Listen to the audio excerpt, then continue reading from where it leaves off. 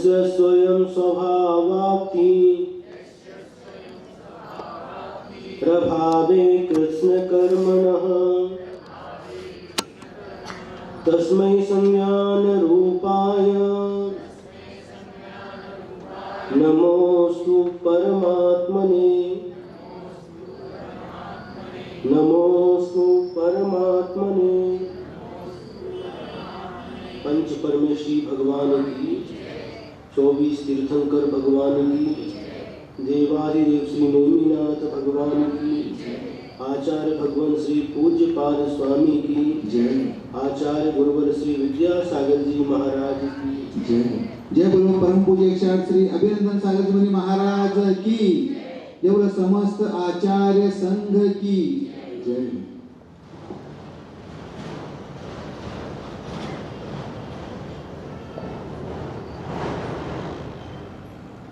आत्मा की अनुभूति में जिनको निरंतर आनंद की अनुभूति हो रही है, ऐसे योगी मुनिराज निर्जन एकांत स्थान को ही पसंद करते हैं, जहां पर जन कोलाहल नहीं है। जन शून्य ऐसे एकांत स्थान पर जाकर के वह मुनिराज आत्म ध्यान में निमग्न हो जाते हैं। और जब कभी उनको अपने कार्य के बस से यदि किसी को कुछ बोलना पड़ता है तो बोल करके तुरंत भूल जाते हैं। ये बात कल के श्लोक में कही गई थी। और आज आचार्य पूज्यपाद स्वामी हमारे सामने और क्या दशा होती है उस समय योगी की, इसका चित्रण करते हुए आगे का श्लोक लिख रहे हैं। ब्रुवन्नपि न ब्रूते गच्छन्नपि न गच्छति स्त्रीकृतात्मतत्त्वस्तु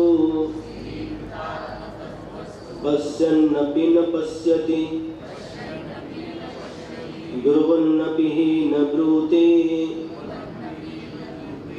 गच्छन्नपि न गच्छति स्त्रीकृतात्मतत्त्वस्तु पश्यन्नपि न पश्यति ब्रुवन्नपि न ब्रूते गच्छन्नपि न गच्छति स्त्रीकृतात्मतत्त्वस्तु पश्यन्नपि न पश्यति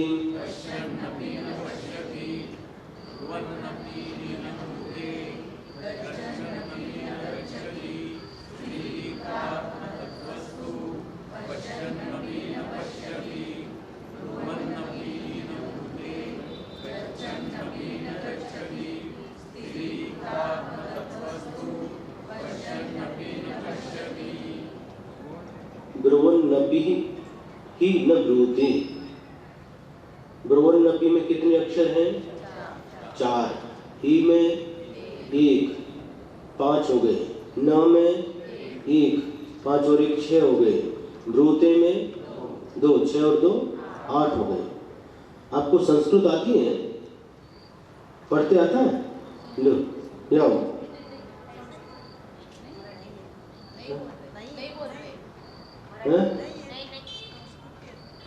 संस्कृत नहीं, इनको इधर हिंदी नहीं।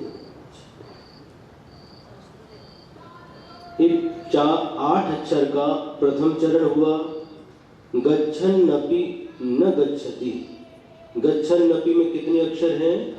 4। न में 1, 4 और 1 5। गच्छति 3, 5 और 3 8 अक्षर का दूसरा चरण हुआ स्त्रीकृतात्म तत्वस्तु। स्त्रीकृतात्म तत्वस्तु हो गए। तीसरे चरण में 8 अक्षर हो गए। पश्यन्नपि न पश्यति, पश्यन्नपि में कितने अक्षर? 4। न 1, 4 और 1 5, पश्यति 3, 5 और 3 8 अक्षर का कौन सा? चौथा चरण हो गया। अब आप लोग कभी भी ये जो श्लोक आता है नुष्टुप छंद कहलाता है, कभी भी कहाँ पर रुकना, कैसे बोलना, अब आपको बताने की आवश्यकता नहीं है, क्योंकि निरंतर आपको, इसलिए हम प्रतिदिन हर श्लोक के 8-8 अक्षर को आपके सामने बताते हैं। इससे आपको अब आधा अक्षर नहीं लेना, कैसे जोड़ना, अब आपको अच्छी तरह से आ गया है। अब अर्थ को देखते हैं। स्त्री कृतात्म तत्वस्तु, जिन्होंने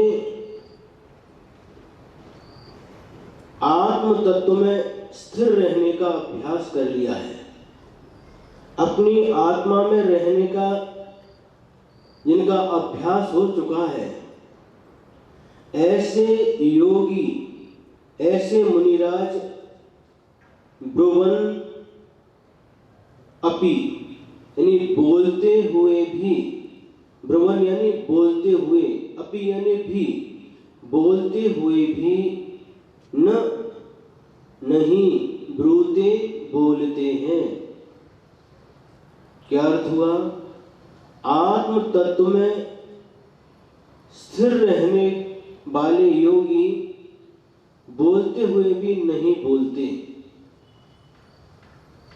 और गच्छन चलते हुए, अपि यानी भी, न गच्छति चलते हुए भी नहीं चलते, जाते हुए भी नहीं जाते, आते हुए भी नहीं आते, और पश्यन यानी देखते हुए, अपि यानी भी, न पश्यति नहीं देखते।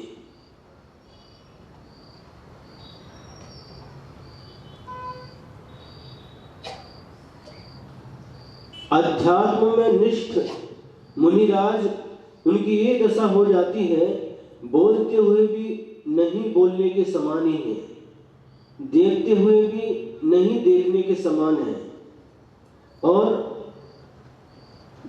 चलते हुए भी नहीं चलने के समान है। ये कैसी बात है? ऐसा कैसे हो सकता है?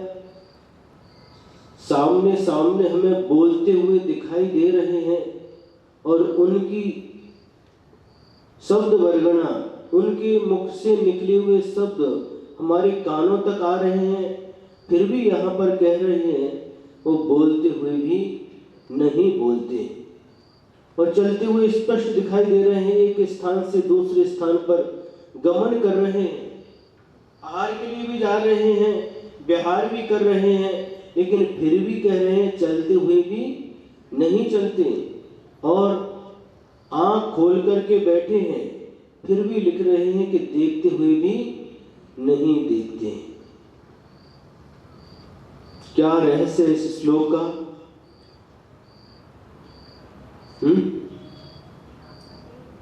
बहुत रहस्य है, हर श्लोक रहस्यपूर्ण है, और ऐसे श्लोकों का गुरुदेव ने हमारे लिए रहस्य का उद्घाटन किया, एक एक शब्द को और एक एक शब्द के अर्थ को समझाया। सामान्य से यदि कोई व्यक्ति इसको पढ़ेगा तो कोई भी अर्थ निकाल नहीं सकता, लेकिन गुरु महाराज रहस्य के उद्घाटक होते हैं, और उसका उद्घाटन हमारे सामने कर देते हैं।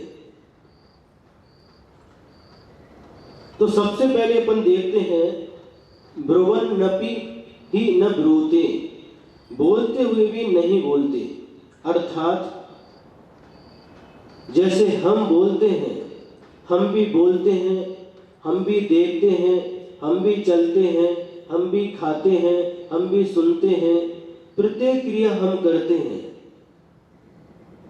और ऐसे योगी जो आत्म तत्व में स्थिर हो गए हैं, ऐसे योगी भी चलते हैं, उठते हैं, बैठते हैं, खाते हैं, पीते हैं, बोलते हैं, देखते हैं, सब कुछ करते हैं, लेकिन अंतर क्या है? बस वही अंतर इसका रहस्य है। हम जब कभी भी बोलते हैं, हमारे मुख से शब्द निकलते हैं, तो बोलना हमारा रुचि पूर्वक होता है और राग द्वेष के साथ होता है। अपने अपने मन की परीक्षा करो। हम जब भी बोलते हैं और बोलने के लिए हमारा मन तैयार हो जाता है, उस समय सामने वाला जो मित्र आया है उसके साथ जब हम बोलते हैं तो किस प्रकार के शब्द हमारे मुख से निकलते हैं और मन में किस प्रकार का अभिप्राय छिपा हुआ रहता है।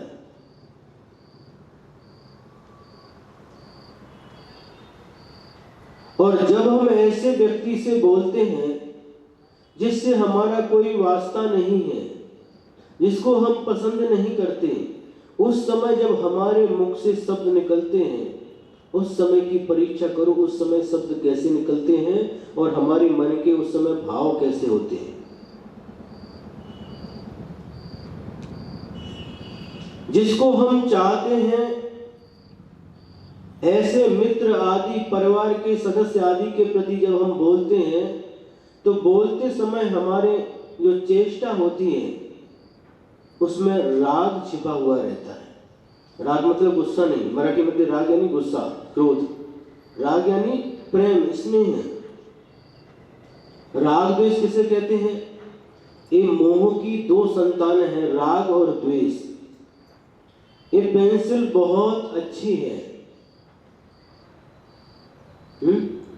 पेंसिल बहुत अच्छी है। मुख से कहा, आंखों से देखा और कानों से सुना और हाथ में पकड़ करके स्पर्श भी किया। पेंसिल बहुत अच्छी है, अब कोई इसको उठा करके न ले जाए, इसके लिए हम छिपा करके रखते हैं। पेंसिल बहुत अच्छी है, जो अच्छी का भाव आया, बहुत अच्छी है, तो जो मन में इस पेंसिल के प्रति ये अच्छी है ऐसा विचार उत्पन्न हुआ, यही इसके प्रति राग है। ये पेन ठीक नहीं है, इसका कलर ठीक नहीं है, बहुत सस्ता है, बेकार है, अच्छा नहीं है। ये पेन के प्रति इस प्रकार का जो मन में भाव उत्पन्न हुआ, ये द्वेष है।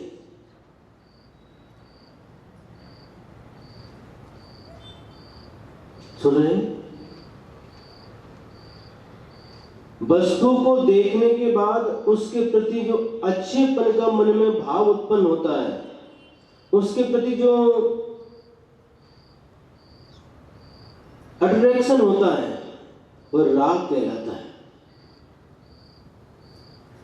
अब मैं इसको छिपा करके रख दूंगा ताकि कोई इस पेंसिल को नहीं ले सके, इस प्रकार का जो भाव आया, यह मोह है।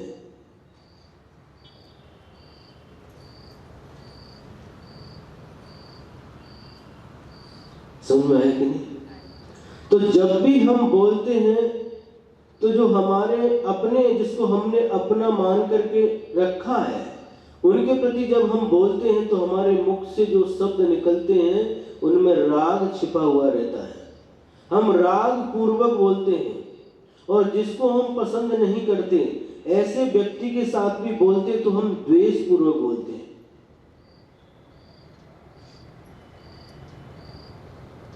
अपने अपने मन से पूछो, अपने अपने मन की परीक्षा करो।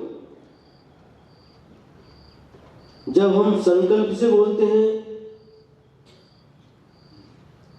केवल से बोलते हैं, उस समय कैसे बोलते हैं, उस समय की प्रवृत्ति क्या रहती है मन की। और जब हम किसी व्यक्ति जिसको हम पसंद नहीं करते, जैसे मान के चलो सुबह सुबह आप किसी काम में व्यस्त हैं और सुबह का समय है और कोई भिखारी आपके द्वार पर आ गया और आवाज लगाने लगा, और आप उस समय किस काम में मस्त हैं, किस काम में व्यस्त हैं? टीवी देखने में। नहीं देखते?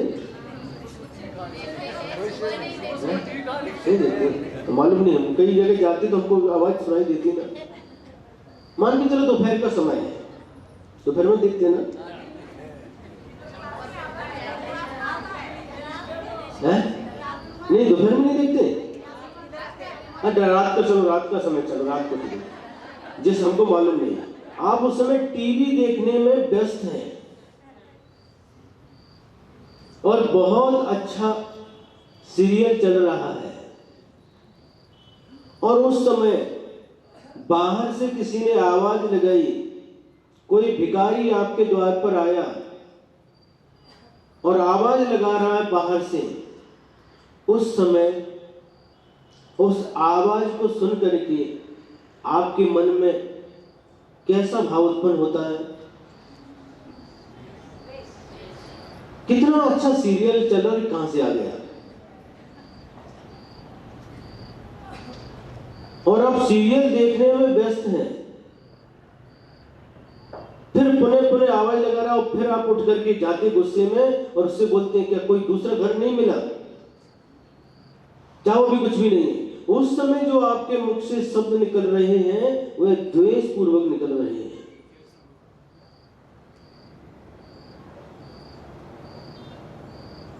समझ में आ रहा कि नहीं? उस समय क्योंकि सीरियल आपके राग का कारण है, उस सीरियल के प्रति जो उसमें दृश्य दिखाई दे रहा है उसके प्रति आपका आकर्षण है, राग है, इसलिए आप उस समय कोई उसमें विघ्न करता है उसके प्रति आपका द्वेष उत्पन्न हो जाता है।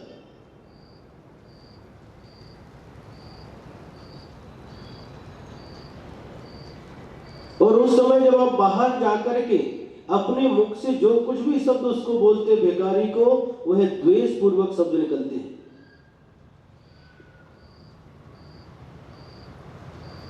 बात समझ में आ रही कि नहीं? जब हम अपने बेटे से बात करते हैं, पति से बात करते हैं, मित्र से बात करते हैं, उस समय हमारे मुख से शब्द निकलते हैं वे राग पूर्वक निकलते हैं। और जब हम जिसको हम अच्छा नहीं समझते ऐसे व्यक्ति के प्रति कुछ बोलते हैं तो हमारे मुख से जो शब्द निकलते हैं वह द्वेष पूर्वक निकलते हैं। आचार्य यहां पर कह रहे हैं ब्रुवन नपि नहीं ब्रूते, बोलते हुए भी नहीं बोलते। मतलब क्या?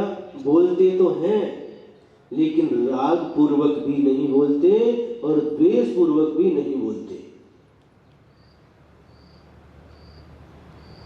हमारे बोलने की प्रवृत्ति राग द्वेष पूर्वक हुआ करती है, लेकिन ऐसे मुनिराज जो आत्म ध्यान की गहराई में पहुंच गए हैं उनको भी यदि बोलना पड़ता है, हम बोलते हैं, चला करके बोलते हैं, थोड़ी देर नहीं बोले तो क्या होता है?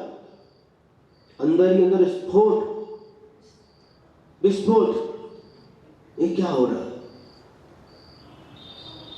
लेकिन ऐसे मुनिराज ध्यान का जिनको अभ्यास अच्छा हुआ है, ऐसे मुनि महाराज बोलना नहीं चाहते। तीर्थंकर भगवान जितने भी होते हैं उनका यह दृढ़ संकल्प होता है, दीक्षा लेते ही मौन धारण कर लेते हैं, अखंड मौन, जरा भी खंडित नहीं होता, अखंड मौन। कब तक? जब तक केवल ज्ञान की प्राप्ति नहीं होती तब तक तीर्थंकर भगवान अखंड मौन का पालन करते हैं। आदिनाथ भगवान को दीक्षा लेने के बाद 1000 वर्ष के बाद केवल ज्ञान की प्राप्ति हुई। भगवान 1000 वर्ष तक मौन थे। आपको हंसी आ रही है? महावीर भगवान की दीक्षा हो गई और दीक्षा लेते समय उनकी उम्र 30 साल की थी और 42 साल की उम्र में उनको केवल ज्ञान की प्राप्ति हो गई। यानी 12 वर्ष तक भगवान महावीर स्वामी अखंड मौन का पालन करते थे।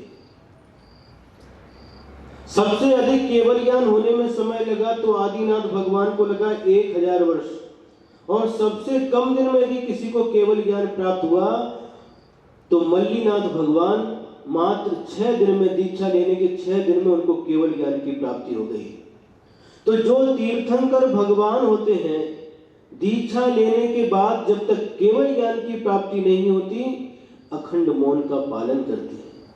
कैसा मौन? हमारा मौन कैसा होता है? मौन है। हमारा स्वास्थ्य ठीक है?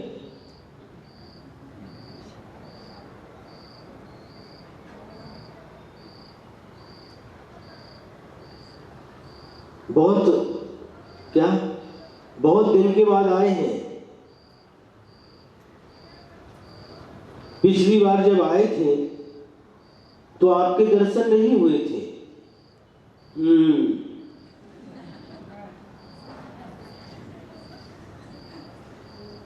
महाराज आपका मौन है।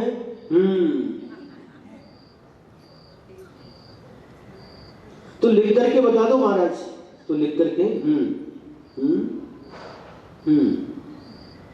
ऐसा अपना मौन रहता है। लेकिन तीर्थंकर भगवान का मौन कैसा होता है? मौन यानी मौन।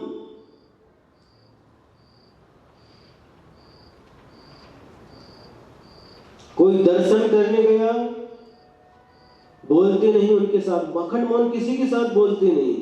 बोलने की बात तो दूर, हाथ उठाकर आशीर्वाद भी नहीं देते।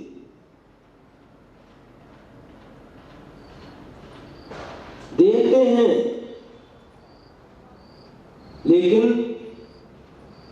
उनके देखने की जो प्रवृत्ति होती है वह भी राग द्वेष से रहित होती है।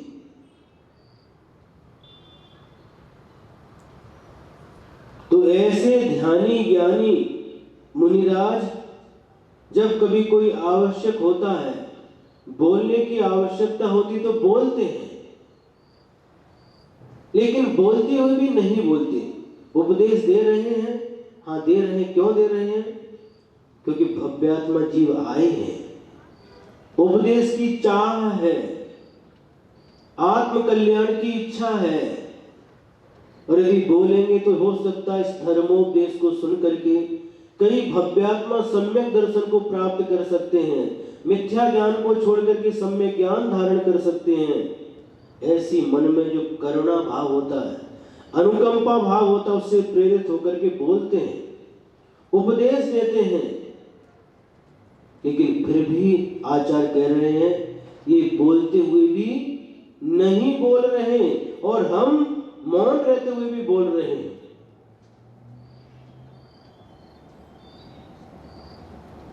हम मौन बैठे हैं फिर भी बोल रहे हैं।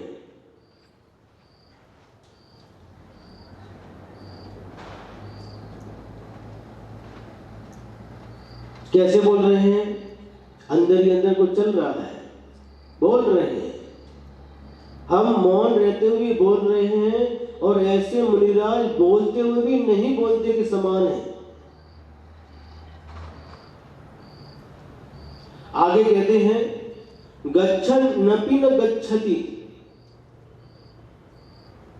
गच्छन माने चलते हुए भी, जाते हुए भी, न गच्छति नहीं चलते, क्योंकि उनका पूरा ध्यान कहां? बोलो, आत्मा में है। तो चल रहे हैं, एक स्थान से दूसरे स्थान पर जा रहे हैं, लेकिन आचार्य कहते हैं वो ध्यानी मुनिराज चलते हुए भी नहीं चल रहे हैं, क्योंकि उनका मन स्त्री कृतात्म तत्वस्तु आत्म तत्व में स्थित है, इसलिए वो चलते हुए भी नहीं चल रहे हैं। क्योंकि जिस व्यक्ति की जिस वस्तु में रुचि होती है उसको छोड़ करके दूसरी वस्तु के प्रति उसका रुझान नहीं होता। मुनि महाराज का रुझान अपनी आत्मा के प्रति है, आत्म तत्व में स्थिर रहने मैं ही जिनको आनंद आ रहा है, ऐसे मुनिराज बोलते हैं, लेकिन फिर भी राग देश का अभाव होने के कारण बोलते हुए भी नहीं बोलते और चलते हुए भी नहीं चलते। आप यहाँ पर बैठे हैं और बैठे बैठे भी चलते हैं। शरीर आपका बैठा हुआ है और मन से आप कहाँ कहाँ पहुँच जाते हैं। मानगांव कुड़ी होकर के भी आते हैं, कभी नादनी होकर के आते, कभी समडोली होकर के आते। क्यों? शरीर यहां पर बैठा हुआ है। जब कभी आप माला लेकर के बैठते हैं, नमोकार मंत्र बोलते हैं, यहां पर बैठे हैं और मन कहां कहां जाकर के यात्रा करके आ जाता है। लेकिन वो मुनिराज यात्रा कर रहे हैं, यात्रा कर रहे हैं, एक स्थान से दूसरे स्थान पर जा रहे हैं और आचार्य लिख रहे हैं ऐसे मुनिराज चलते हुए भी नहीं चलते। विकट स्थिति है, कैसी विचित्रता है। हम तो एक स्थान पर बैठे हैं और कह रहे हैं आप भले एक स्थान पर बैठे हो, लेकिन आप वास्तव में एक स्थान पर नहीं हो, क्योंकि आपका मन अस्थिर है, चल रहा है। योगी किसे कहते हैं?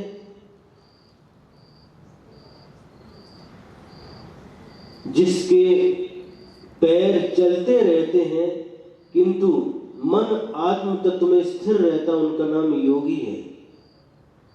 और जिनके पैर स्थिर रहते हैं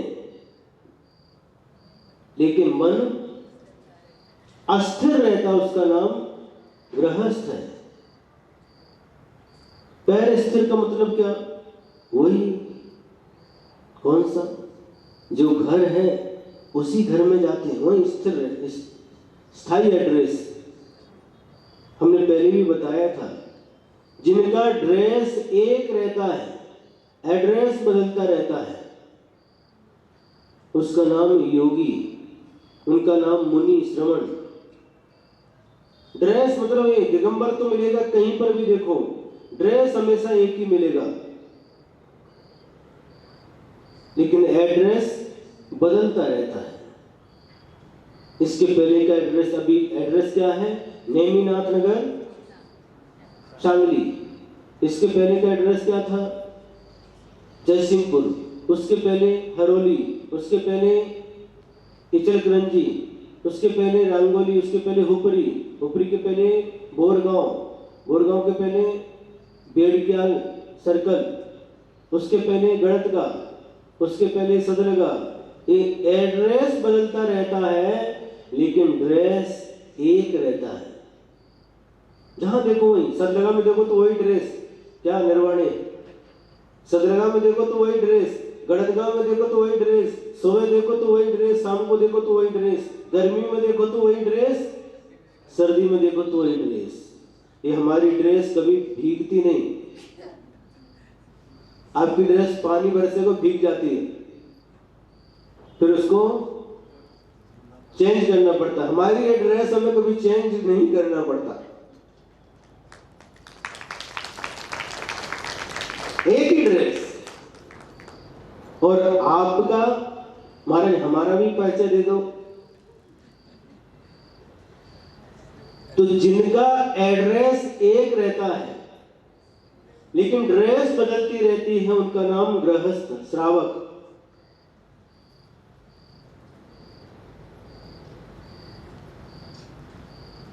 नहीं समझ में आएगा? एड्रेस एक, वही फिक्स है।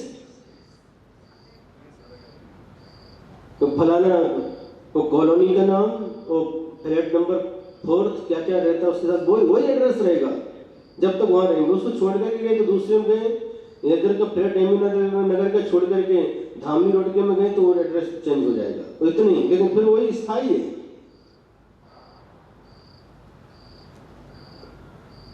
एड्रेस एक रहता है लेकिन ड्रेस बदलती रहती है। सुबह अलग कलर की दिखेगी, दोपहर में अलग कलर, शाम को अलग अलग कलर, सुबह की अलग, आहार की अलग, आहार देने के समय अलग है, सोने के समय अलग, सब ड्रेस अलग अलग रहती है। ड्रेस बदलती रहती है लेकिन एड्रेस एक रहता है, उनका नाम गृहस्थ है।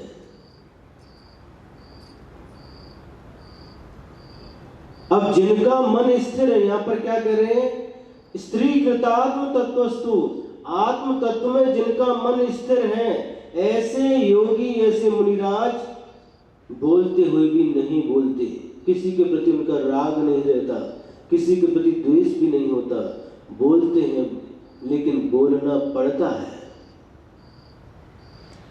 आप लोगों को बोलना नहीं पड़ता, आप बोलना चाहते हैं, रुचि पूर्वक बोलते हैं।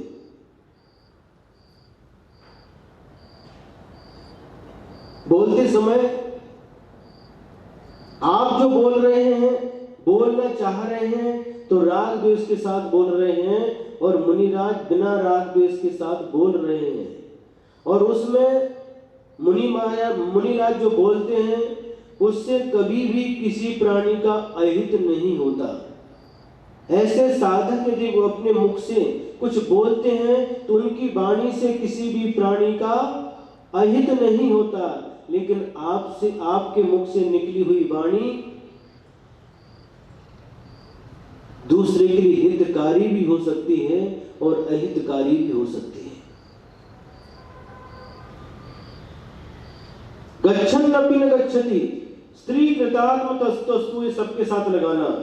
आत्म तत्व में जिनकी बुद्धि स्थिर है, ऐसे मुनि महाराज चलते हुए भी नहीं चलते, मन स्थिर रहता है, पैर चलते रहते हैं।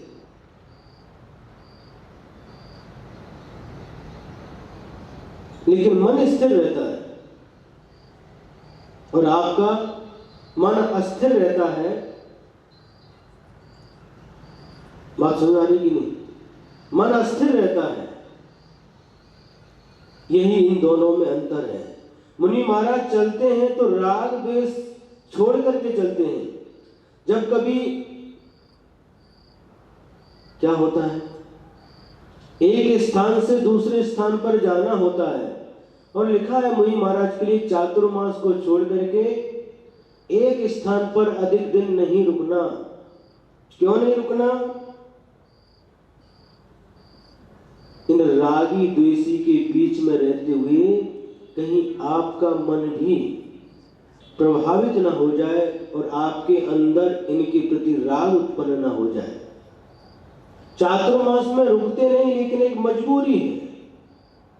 शास्त्रों में लिखा है, उस वर्षा काल में सारी धरती आर्द्र हो जाती है, गीली हो जाती है, और वातावरण में बहुत सारे जीव जो उत्पन्न नहीं होते थे पहले, उत्पन्न होने लगते हैं। ऐसे जीवों की रक्षा के लिए, क्योंकि चलेंगे तो उनका घात होगा, सारी की सारी धरती जीवों से आच्छादित हो जाती है।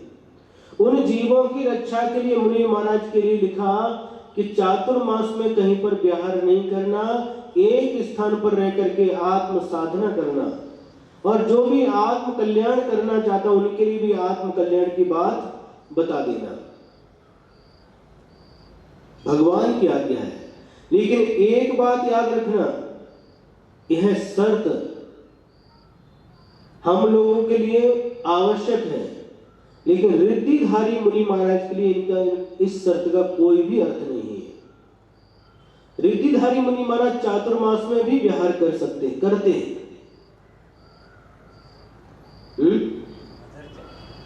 हाँ, क्योंकि वो जमीन पर नहीं चलते, जमीन पर पैर नहीं रखते, उनको रिद्धि प्राप्त हो जाती है।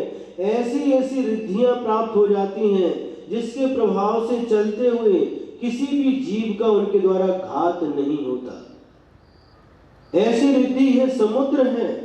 आपको समुद्र को पार करने के लिए नाव चाहिए, जहाज चाहिए। वह मुनि महाराज जैसे जमीन पर चलते हैं, वैसे ही उस पानी के ऊपर चलते हुए जाते हैं।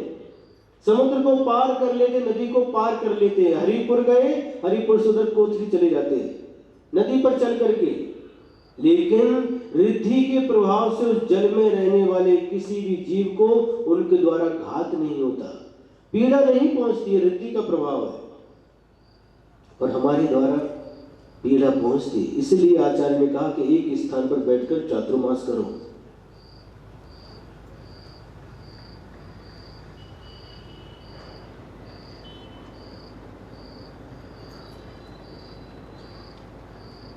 उन जीवों की रक्षा के लिए मुनिराज एक स्थान पर रहकर के चातुर्मास करते हैं, बाकी समय में निरंतर विहार करते रहते हैं।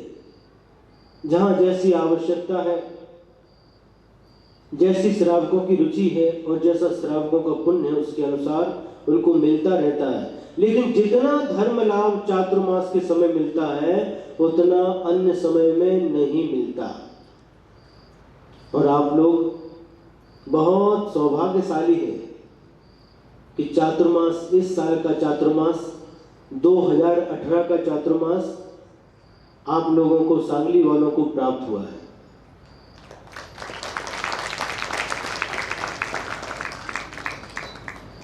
चातुर्मास हो रहा है, चातुर्मास महाराज आए हैं चातुर्मास के लिए, बहुत उत्साह था।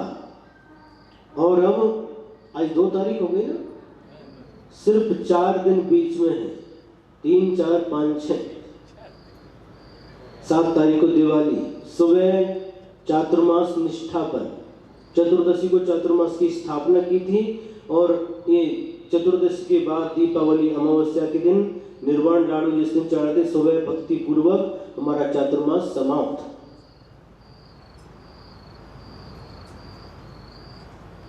कैसे लग रहा है कि चातुर्मास हो गया?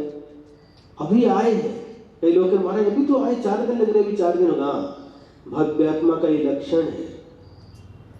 4 महीने भी जब 4 दिन के जैसे लगे तो समझना ये धर्मात्मा है, भव्यात्मा है। किस काम के लिए?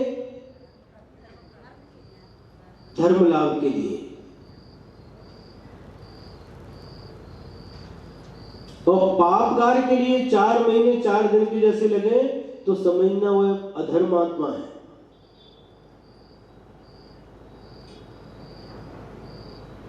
चार महीने करेंगे, अब 4-5 दिन बस बीच में है, बाद में करेंगे। जो समझदार थे उन्होंने पहले दिन से लाभ लेना प्रारंभ कर दिया।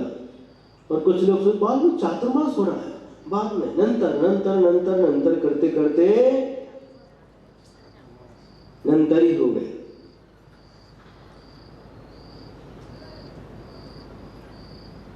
तो ऐसे मुनि महाराज जिनका चित्त अपने आत्म तत्व में स्थिर है, वह चलते हुए भी नहीं चलते। राग देश पूर्वक उनका चलना नहीं होता, हमारा चलना राग देश पूर्वक होता है। अब आगे कहते हैं, त्रिकृतात्म तत्वस्तु, ये सबके साथ लगाना, जिनका अपनी आत्म तत्व में जिनका मन स्थिर है, ऐसे मुनि महाराज पश्यन् नपि न पश्यति, देखते हुए भी नहीं देखते। आंख खुली है, बैठे हैं, और आंख खोल करके बैठे हैं, सामने देख रहे हैं, लेकिन फिर भी आचार्य कह रहे हैं, ये मुनिराज देखते हुए भी नहीं देखते। आंख खुली इसका मतलब देख रहे हैं आवश्यक नहीं है। कई लोग जब रात में सोते हैं तो उनकी आंख खुली रहती है, देखा आपने? सबकी नहीं खुली रहती, कुछ लोगों की आदत खुली रहती है। और उस समय जैसे किसी की आंख खुली है और आप उस समय जाकर के उसकी आंख के पास से ऐसा करो तो आंख बंद होती है, और जिस समय वो सो रहा है, नींद में है, आंख खुली हुई है, आप ऐसा करो उसके पास जाकर के, बिल्कुल आपके पास ही जो ये केस रहते हैं, क्या बोलते हैं इसको, ये ऊपर नहीं, ये आंख पापनी, हाँ, उसके पास छू भी लो फिर भी उसकी आंख बंद नहीं होगी। वह देखता हुआ भी नहीं देख रहा है, क्योंकि उसका अभी ध्यान नहीं है, निद्रा में निमग्न है। आप लोग आंख बंद करके बैठते फिर भी देखते रहते हैं, बहुत अच्छे से देखते हैं। क्या देखते हैं आप लोगों को ही मालूम है। इधर बैठ जाते हैं, हाथ में माला भी ले लेते हैं, आंख बंद करते हैं, आंख बंद करते ही वो नया मकान बन रहा है उसकी तरफ पूरा, तो उसको देखते हैं, बैठे बैठे देखते, उस पर ईंट लगी ये अभी गिला हुआ कि नहीं, ये फरसी लगने वाली है, फरसी लेने वाले उसमें पानी डाला कि नहीं, ये सब पूरा ध्यान उधर चला जाता है। आंख बंद है, आप कुछ नहीं देख रहे, लेकिन नहीं देखते हुए भी आप देख रहे हैं।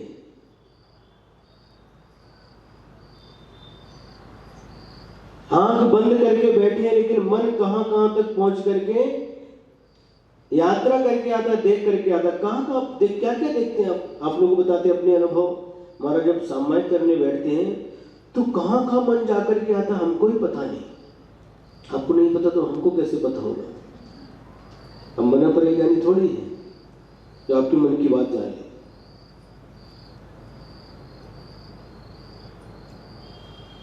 आत्म तत्व में जिनका मन स्थिर हो गया है, ऐसे मुनि महाराज देखते हुए भी नहीं देखते। पश्यन्नपि न पश्यति। जब कभी आपका किसी कार्य में मन एकाग्र हो जाता है, उस समय आप देखते हुए भी नहीं दिख रहे हैं। जब कभी आपका चित्त व्याकुल है, व्यग्रता है आपके चित्त में, उस समय टीवी सामने चालू है, आप देख रहे हैं, लेकिन मन कहीं आपका कहां, बोलो कहां पर है? मन वहां पर टीवी में नहीं है, इसलिए उस समय आप देखते हुए भी नहीं देख रहे हैं।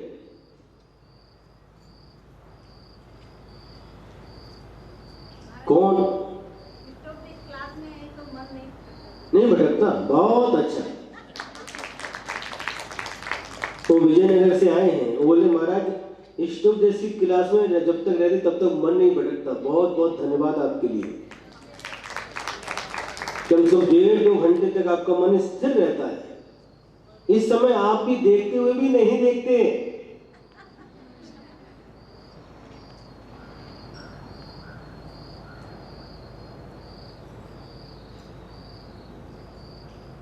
महाराज जब आप निकले थे, कहां निकले थे? आहार के लिए निकले थे, आपने हमारी तरफ देखा तक नहीं है? देखा नहीं? देखा था ना? पश्यन्नपि न पश्यति।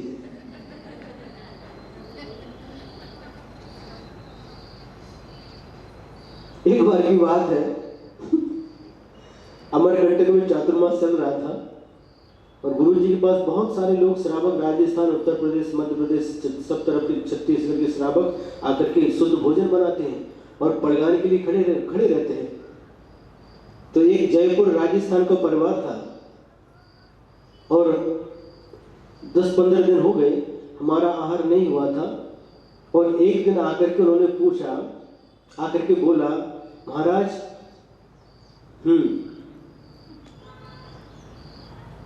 आज आप हमारे सामने से निकल गए। सामने से निकल गए, वो खड़े थे उनके सामने से निकल गए। कभी और कोई महाराज का पड़गा होता था और 1-2 बार आए, हम कभी दिखते नहीं। तो उस दिन आकर के बोले, आज आप हमारे सामने से निकल गए। हम मुस्कुरा दिए, चेहरे पर मुस्कान आ गई। दूसरे दिन वो दिखाई दिए, उस दिन भी खड़े थे, चौकी बहुत लंबी लाइन थी। तो जहां पर इनका जो रूम है, रूम के बाहर यहाँ आकर आगे तक खड़े थे। उस दिन हमने क्या किया, हम उनके पीछे से निकल गए।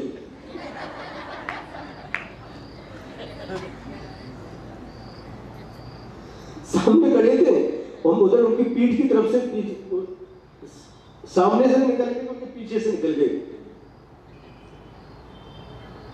फिर आ गए महाराज,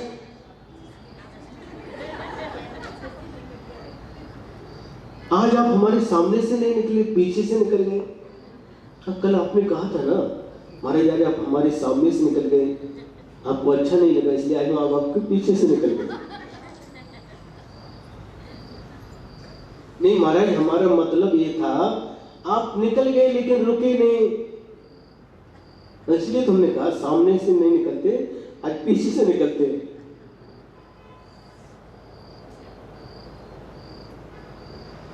भाव क्या था उनका? सामने से निकल गए किंतु रुके नहीं। आपको रुकना चाहिए था भैया, जिसका पुण्य होगा उधर जाकर के रुकेंगे।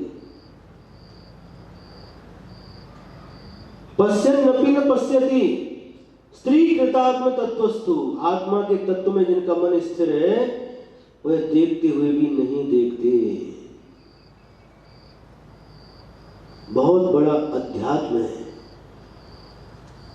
देख रहे हैं जैसे दर्पण है।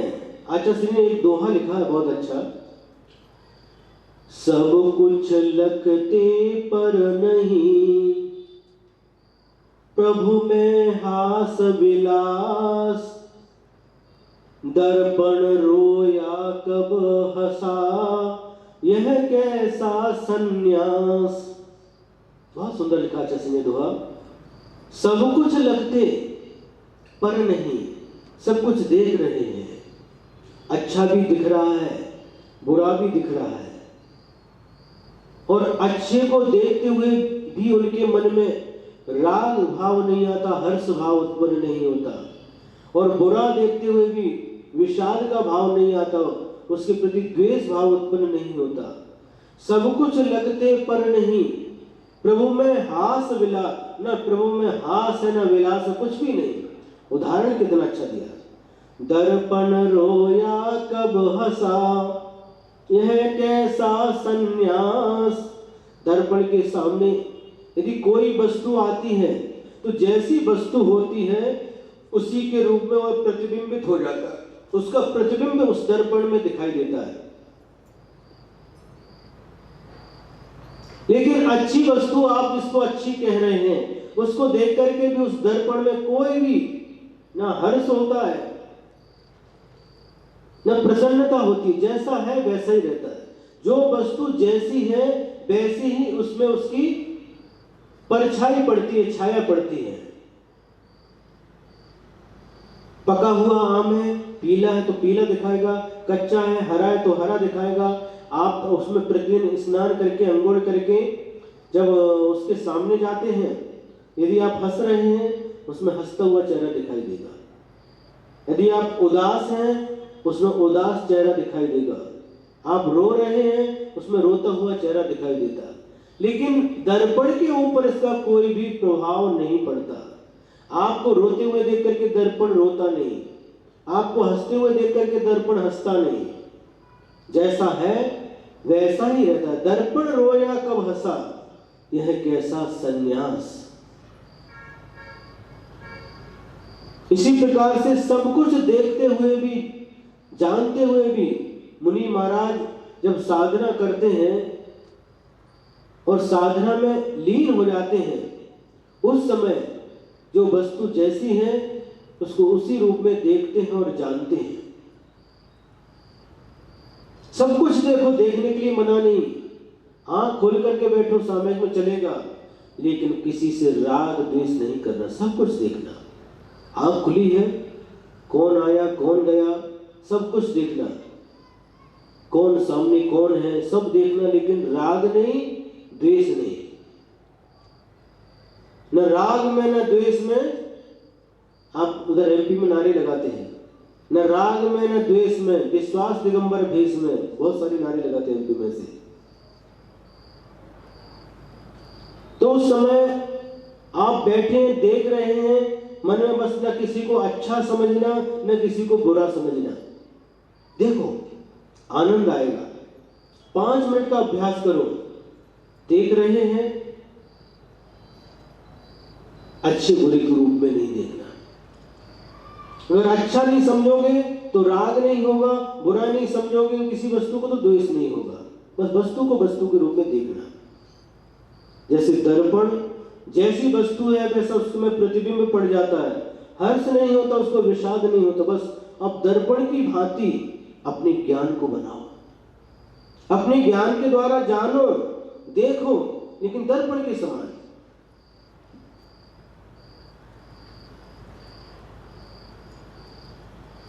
बहुत कठिन है महाराज, बहुत कठिन है, बराबर कठिन है, बिल्कुल सही है, कठिन है। लेकिन इसलिए तो हमने कहा 5 मिनट का अभ्यास करो। हम 5 मिनट तक किसी से राग नहीं करेंगे, किसी से द्वेष नहीं करेंगे, किसी को अपना नहीं समझेंगे, किसी को पराया नहीं समझेंगे, किसी को शत्रु नहीं समझेंगे, किसी को मित्र नहीं समझेंगे। 5 मिनट तक करो अभ्यास, आनंद आएगा, बहुत आनंद आएगा। इसी आनंद के बलबूते पर ये मुनि महाराज जंगलों में, बीहड़ जंगलों में पूर्व कोटि इतना दीर्घ काल तक निकाल देते हैं। पूर्व कोटि आयु 8 वर्ष अंतर मुहूर्त जिसने दीक्षा ली है, और उत्कृष्ट आयु है पूर्व कोटि की। कोटि किसको कहते हैं? पूर्व कोटि मतलब 1 करोड़ का 1 करोड़ से गुणा करने पर जो राशि आती है उसका नाम पूर्व कोटि होता है। जोड़े नहीं, 1 करोड़ 1 करोड़ 2 करोड़ हो गया, इंटू गुणा करना उसका। इतना दीर्घ काल तक वह मुनि महाराज एकांत निर्जन स्थान में आत्म तत्व का ध्यान करते हुए, आत्मचिंतन करते हुए निकाल देते हैं। हाँ बिल्कुल, हमें मालूम था भी प्रश्न पूछेंगे। उनका प्रश्न यह है, इतने काल तक सोचते क्या है?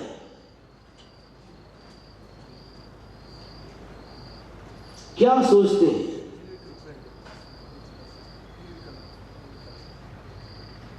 तो अलग अलग मुनिराज रहते हैं, उनके अलग अलग प्रकार के ध्यान होते हैं।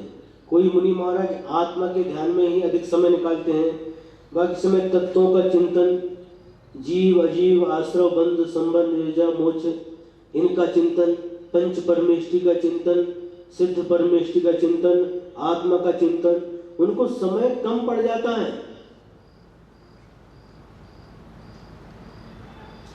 आप हाथ में माला लेकर के बैठते हैं और एक माला पूरी होते 3-4 बार घड़ी की तरफ ध्यान जाता है आपका,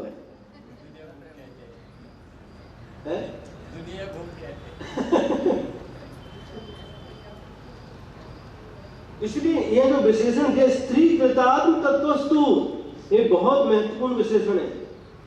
आत्म तत्व में जिनकी बुद्धि स्थिर हो गई है, इसलिए बाहर कुछ लगते ही वही उसी में आनंद आता है। जैसे कोई बच्चा भूखा था और टीचर उसको पढ़ा रही है, भूखा है, आज माँ ने उसको खिलाना भूल गई वो, और स्कूल में पहुंच गई और टीचर प्रश्न पूछती है, बता 2 और 2 कितने होते हैं? 4 रोटी। 3 और 2 कितने होते हैं? 5 रोटी। 6 और 2 कितने होते हैं? 8 रोटी। वो सबके साथ में रोटी जोड़ता जा रहा है, क्योंकि उसका ध्यान भूख है, भूखा है वो, भूख पर ध्यान, इसलिए सबके साथ में रोटी जोड़ता जा रहा है। अभी एक बच्चा आता है यहाँ पर, छोटा सा 2 साल का है, सिद्धांत, उसको हम रोज नमोकारमत बुलवाते हैं। बोलो नमो अरिहंताणम, नमो अरिहंताणम, नमो सिद्धाणम, नमो सिद्धाणम, नमो आयरियाणम, नमो आयरियाणम, नमो उवज्झायाणम, नमो उवज्झायाणम, नमो लोए, नमो लोए, सव्व साहुणम, सब्ब साहुणम। ऐसे 2-3 बार बुलाया, कभी चत्तारी डंडा कुछ बुलाया, मतलब पेंसिल। बोलो नमो अरिहंताणम, नमो अरिहंताणम, नमो सिद्धाणम, नमो सिद्धाणम, नमो आयरियाणम, पेंसिल।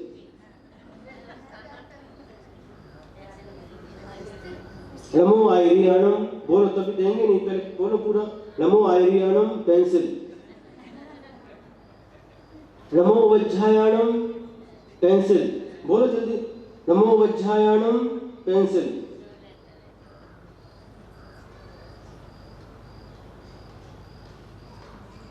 उसकी स्थिरता पेंसिल पर है। अब आपको बिल्कुल आपका प्रश्न का उत्तर आपके मुख से ही निकल गया। जैसे उसका ध्यान पेंसिल की तरफ, रोज एक पेंसिल लेकर के जाता, रोज नमोकरण बोलता बहुत, और कभी कभी उसको अच्छा बोलता, कभी कभी जो मस्ती करता तो और अलग अलग भी बोलता हो। बच्चे हैं तो ऐसे संस्कार बचपन में ही मिल जाते तो आगे जाके बहुत उन्नति करते ऐसे बच्चे।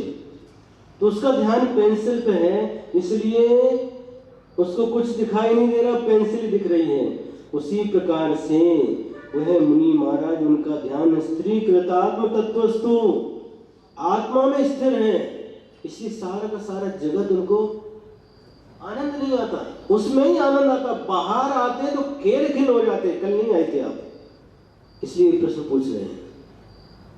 कल कहा था निज खेल खिन्न हो जाते हैं। स्प्रे इत्यात्म लाभाय गत्वा नेत्रानुतप्यते। यदि मन कहीं बाहर जाता है, आत्मा से बाहर आता है, तो मन में खेद उत्पन्न होता है। अरे अमृत छोड़कर के मैं कहां आ गया, आत्मानंद छोड़कर के मैं कहां आ गया। बाहर आते उनको खेद खिन्नता होती है। ऐसे मुनिराज का इतना दीर्घ काल आत्मचिंतन में, तत्व चिंतन में कैसे बीत जाता पता ही नहीं चलता।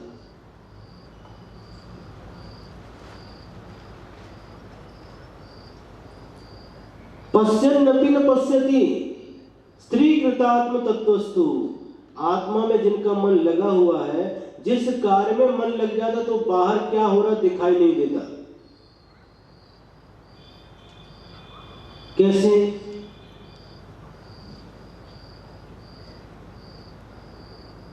जब 2015 में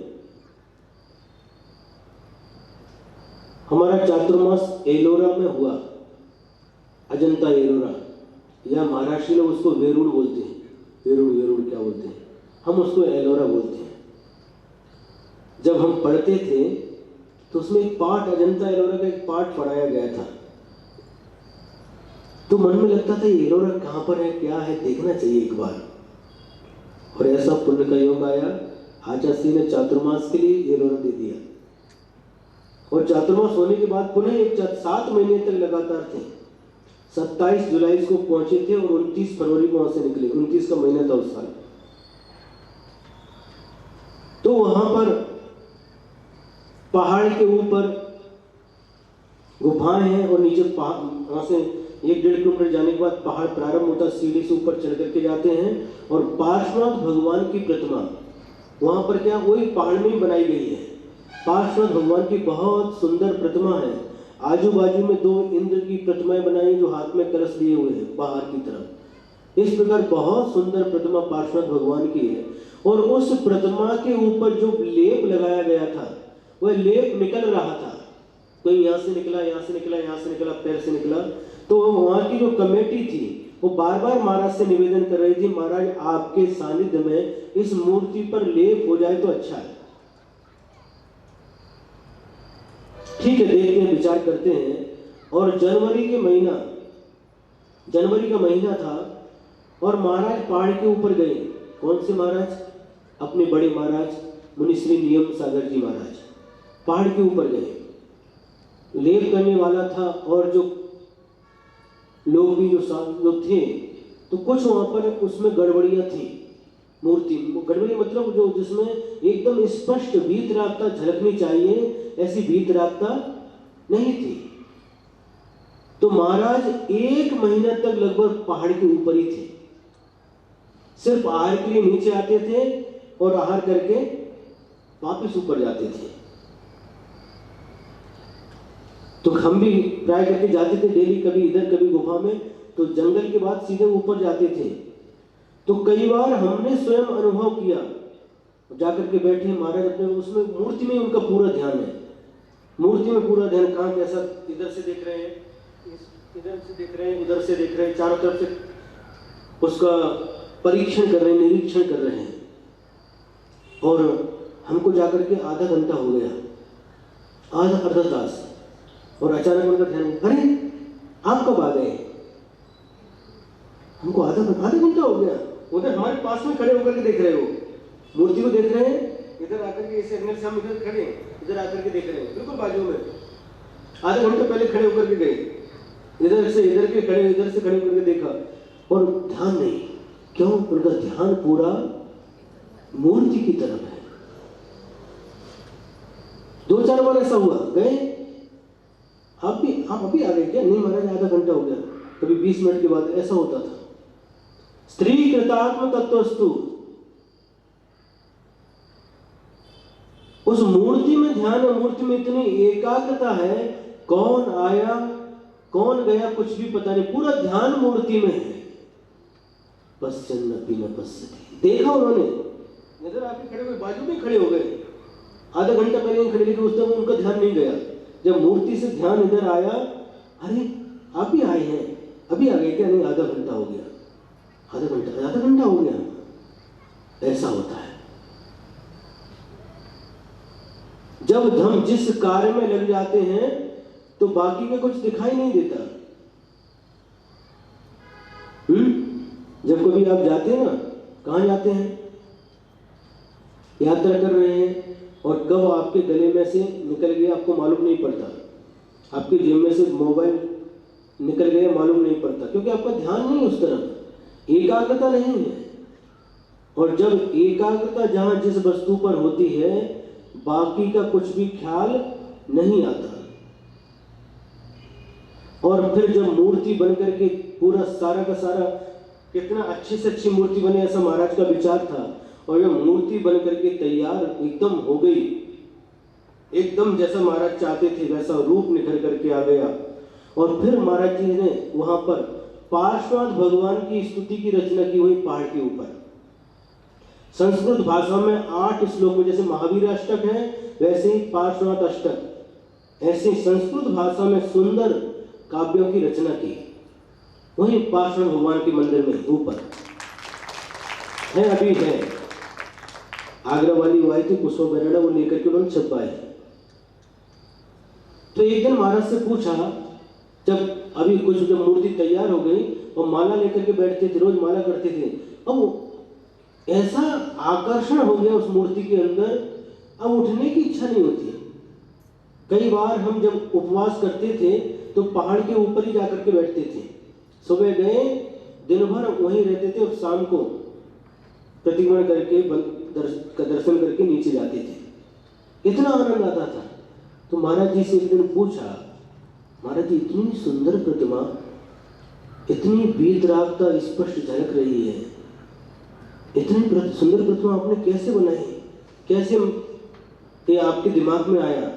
तो महाराज जी ने कहा, जब काम की शुरुआत हुई और उस समय हमने पार्श्वनाथ भगवान के चरण स्पर्श किए और हाथ जोड़ करके प्रार्थना की, हे भगवान, मुझे पता नहीं आपका स्वरूप कैसा है, आपका रूप कैसा है, बस इतनी शक्ति देना, आपका जो वास्तविक रूप है, जो वीतरागता है, उसको प्रकट कर सको।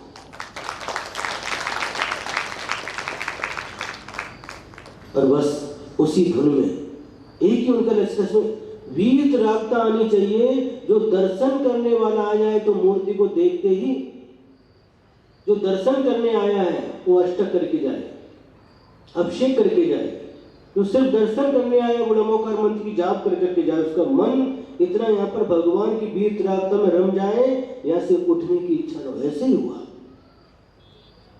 जाते थे हम भी स्वयं, जब जाते थे मूर्ति को देखते थे, वहां से उठने की इच्छा नहीं। ये क्यों? पेट लगा साथ में, बार बार विचार आता, इसके लिए नीचे जाना पड़ता है, पेट के लिए। नहीं समझ में आया? ये पेट क्यों है? पेट नहीं होता तो अच्छा होता, यहीं बैठते थे।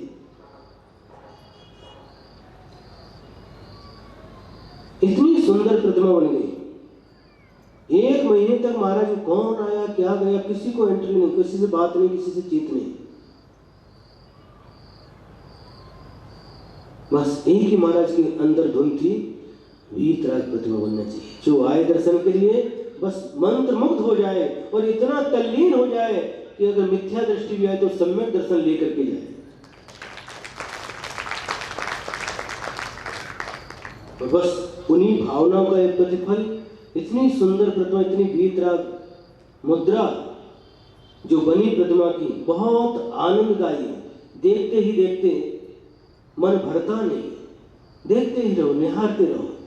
जब भगवान की प्रतिमा इतना सुंदर, इतनी सुंदर, आप लोग पूजन पढ़ते हैं ना, तेरी प्रतिमा इतनी सुंदर, तू कितना सुंदर होगा,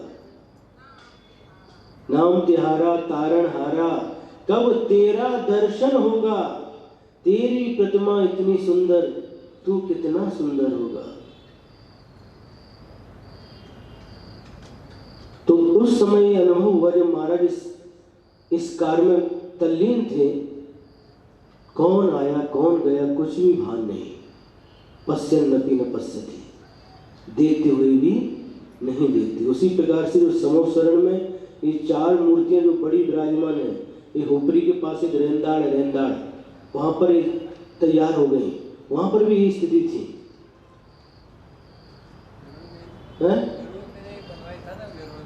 वो अलग थी, वो अलग। ये जो 4 प्रतिमाएं हैं अभी जो विराजमान है वो सांगली के समोसरण में। तो जब ये जिस कार्य में रुचि होती है उस समय हम देखते हुए भी नहीं देखते। जब ये हमारी दशा होती है तो दूसरों की तो बात ही क्या। कौन दूसरे? ऐसे साधक मुनिराज की तो बात ही क्या।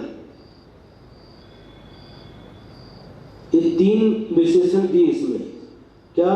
ब्रुवन्नपि नहीं ब्रूते, बोलते हुए भी नहीं बोलते। गच्छन्नपि न गच्छति, चलते हुए भी नहीं चलते।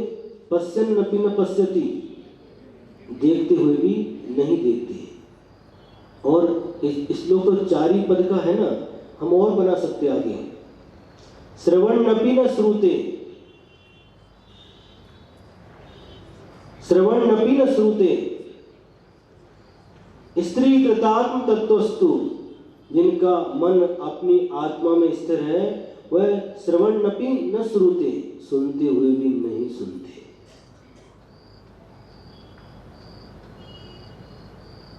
शब्द जा रहे हैं, सुन रहे हैं। कि महाराज की कई बार ऐसे मन तो बोलते हैं, ध्यान नहीं रहता उनका, व्यस्त मन नहीं रहता, दोबारा बोलते हैं क्या बोला, फिर तीसरी बार क्या क्या क्या बोला आपने, ऐसा बोलते हैं।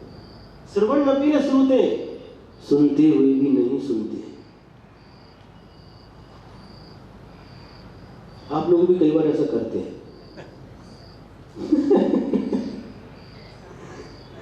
कब करते हैं? देखो सुनो सुनो, कब करते हैं? किसी के साथ मन में क्या है, किसी के साथ खटक पटक हुई है।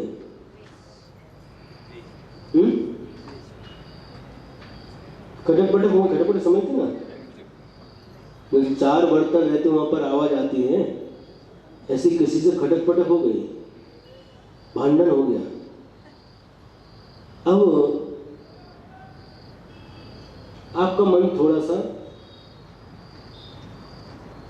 कैसा हुआ, कसाई कम हो गई, और आपने जाकर के दूसरे से उनके सामने कुछ बोला। चलो हम वो नहीं बोलते तो मत बोलने दो, हम तो अपनी तरफ से बोलते हैं। उन्होंने बोला लेकिन उनकी कसाई मंद नहीं हुई थी, उन्होंने सुना। श्रवन्नपि न श्रुते, सुनते हुए भी नहीं सुना, लेकिन वहां कसाई के साथ है। यहां पर जो बात कही जा रही है प्रसंग में, वह कसाई से रहित अवस्था की बात है।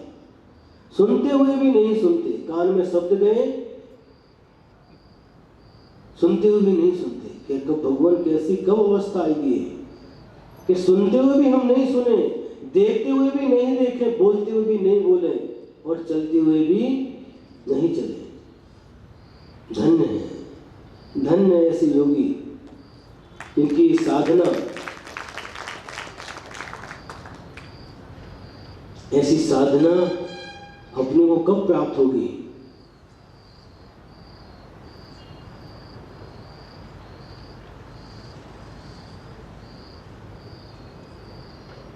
और आगे भी लगा सकते हैं, क्या लगा सकते हैं?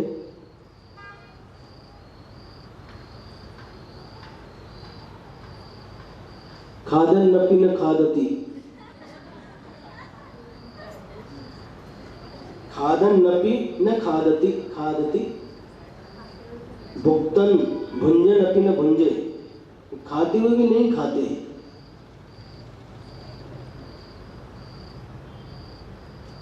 कौन? आप लोगों ने भी अनुभव किया होगा, कभी ऐसी परिस्थिति आती है, खाते हुए भी नहीं खाते सब महसूस होता है। कब होता है? जिस समय अपना चित्त व्याकुल रहता है। मान के चलो कोई जॉब करता है, और 9 बजे बस आती है, कंपनी की बस 9 बजे आती है और उसमें बैठ करके जाना पड़ता है। अथवा कोई पढ़ रहा है बच्चा और कहाँ जाना पड़ता है, चिलकरंजी पढ़ने के लिए, और बस एक दिन लेट हो गई, बस लेट नहीं हो गई, ये लेट हो गया, उठने में लेट हो गई, जल्दी जल्दी अगवड़ कर दिया और माँ कहती बेटा ने खा, नहीं बस आ 10 कम 9 हो गए, नहीं नहीं अभी नहीं, हम रहने दो, हम जा रहे, लेट हो जाएंगे, थाली रख दो। ध्यान कहाँ पर है? बस में 9 बजे की बस आने वाली है, अगर हम रुक गए तो चले जाएंगे। खादन नबी ने खादती, खा रहा लेकिन ध्यान खाने पर नहीं है।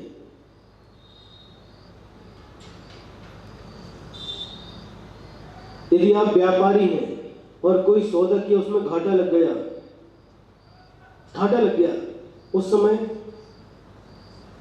खा रहे हैं लेकिन खाते हुए भी खाने पर ध्यान नहीं है। कोई इष्ट व्यक्ति था, उसका मरण हो गया, उस समय खाते कि नहीं? खाते हैं, लेकिन उसमें ध्यान लगता कि नहीं? खादन नबी ने खादती, खाते हुए भी खाने पर ध्यान नहीं है। यहां पर कह रहे स्त्री कृतात्म तत्वस्तु खादन नपी न खादती, जिनका आत्म तत्व में मन स्थिर है वह खाना खाते हुए, जेवन करते हुए, आहार लेते हुए आहार नहीं लेते। जब आचार्य श्री धवला पढ़ा रहे थे तो जहां पर एक 6 तपों का वर्णन चल रहा था, अनशन, अवमोदर्य, वृत्ति पर संख्यान, रस परित्याग, विविक्त शय्यासन और काय क्लेश, 6 प्रकार के जो बाह्य तप है, वहां पर उसका उल्लेख चल रहा था। उसमें एक शब्द आया अनेषण। क्या शब्द आया? अनेषण शब्द आया। अनेषण का मतलब क्या होता है? बिना इच्छा के खाना।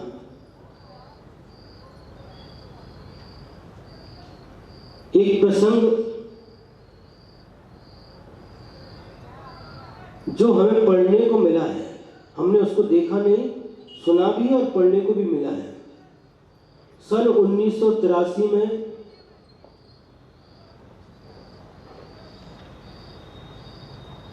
सम्मेल शिखर के पास जो पारसनाथ स्टेशन है, वहां पर एक ईसरी करके गांव, ईसरी, और वहां पर आचार्य का चातुर्मास था 1983 में।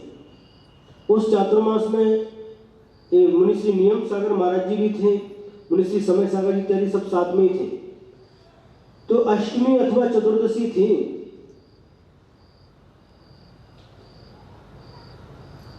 समय सागर महाराज जी और नियम सागर महाराज जी, इनमें से एक महाराज ने उपवास मांगा। आचार्य से उनको संग में बताना पड़ता, कल हम उपवास करेंगे, तो आचार्य ने नहीं, आपको उपवास नहीं करना, आपको अनेषण करना है। और जिन महाराज ने ऊनोदर मांगा, यानी आधा भोजन करेंगे, उनको कह दिया उपवास करो। जिनने उपवास मांगा उनको कह दिया ऊनोदर करो, और जिसने ऊनोदर मांगा उनको कह दिया उपवास करो। अब जिनके उपवास की भावना थी, लेकिन आचार्य ने उपवास की आज्ञा नहीं दी, अब आहार के लिए गए हैं, भावना तो उपवास की थी लेकिन बिना मन के, क्योंकि उपवास करने की भावना थी, ले रहे हैं, खादन नबी ने खादती, तो हम तो खाना नहीं चाहते थे, लेकिन आचार्य की आज्ञा नहीं मिली उपवास के लिए, इसलिए खाना पड़ रहा है। खादन नबी ने उस समय खादन नबी ने खादती, खाते हुए भी नहीं खाते।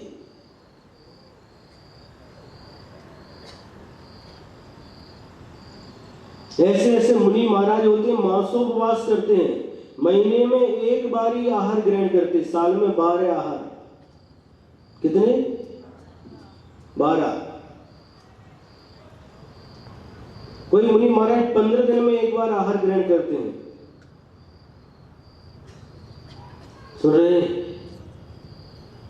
धन्य दुर्लभ क्षण है वो, किसको परगान मिलता है, बहुत सौभाग्यशाली। सिर्फ महीने में एक बार उठते आहार के लिए, साल में 12 आहार। तो ऐसे मुनि महाराज अब शरीर की स्थिति रखने के लिए 1 महीने तक ध्यान किया, शरीर क्रस हो गया, क्षीण हो गया, इसको स्थिर रखने के लिए जाते हैं, आत्म ध्यान छोड़ करके आहार के लिए जाते हैं नगर की तरफ, आहार भी ग्रहण करते हैं। ऐसे मुनिराज के लिए लिखा, खादन न पी न खादती, खाते हुए भी नहीं खाते, और हम नहीं खाते हुए खाते रहते हैं। उपवास के दिन भी हमारा घर मन स्वयं घर में जाता है। क्या करते हैं मालूम? उपवास के दिन, आज उपवास है, कल क्या क्या करना उसकी पूरा नियोजना मन में चलता रहता है। कल क्या बनाना, कल फाड़ना है, क्या बनाना, कल तो उड़द की बड़ी बनानी थी,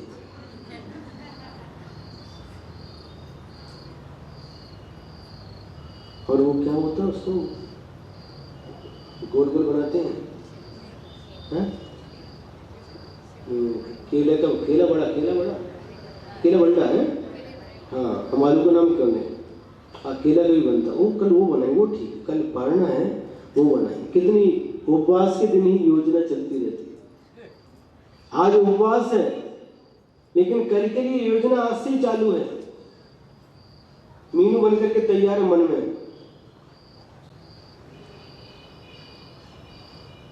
तो ऐसे समय हम नहीं खाते हुए खाते रहते हैं, और मुनिराज जो आत्म ध्यान में जिनकी रुचि उत्पन्न हुई है, आत्म तत्व में जिनका मन स्थिर है, ऐसे मुनिराज खाते हुए भी नहीं खाते, खाते हैं जी, आहार ले रहे हैं, लेकिन किसी वस्तु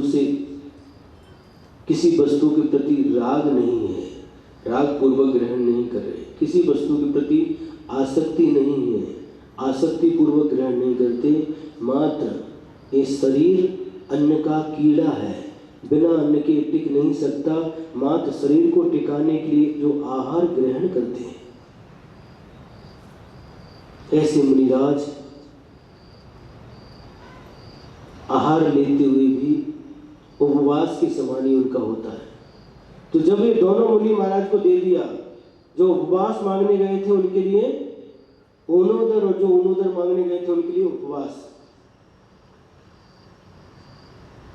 एक स्व इच्छा से तप होता है, एक पर इच्छा से, गुरु की आज्ञा, गुरु के ठीक है करते हैं। कई बार अच्छा से कुछ बड़े बात देखते कब, अभी समय है, सब ठीक है, कल कर लो, आज कल कर लो, ऐसे ही बोल देते थे, ठीक है, आगे भरोसा नहीं, बिहार का समय आ रहा है, कर लो। एक बार गाड़ी छोटी पर बीच में रुकेगी नहीं, बीच में रुकेगी तो सब लोग रोकते रहेंगे, तो कब, इतना बड़ा संघ है, आज इधर इनके लिए रुकना, उनके लिए रुकना, तो रुकते बैठेंगे, कर लो। बात समझ में आ रही कि नहीं है? आ रही है, कितनी आ रही है?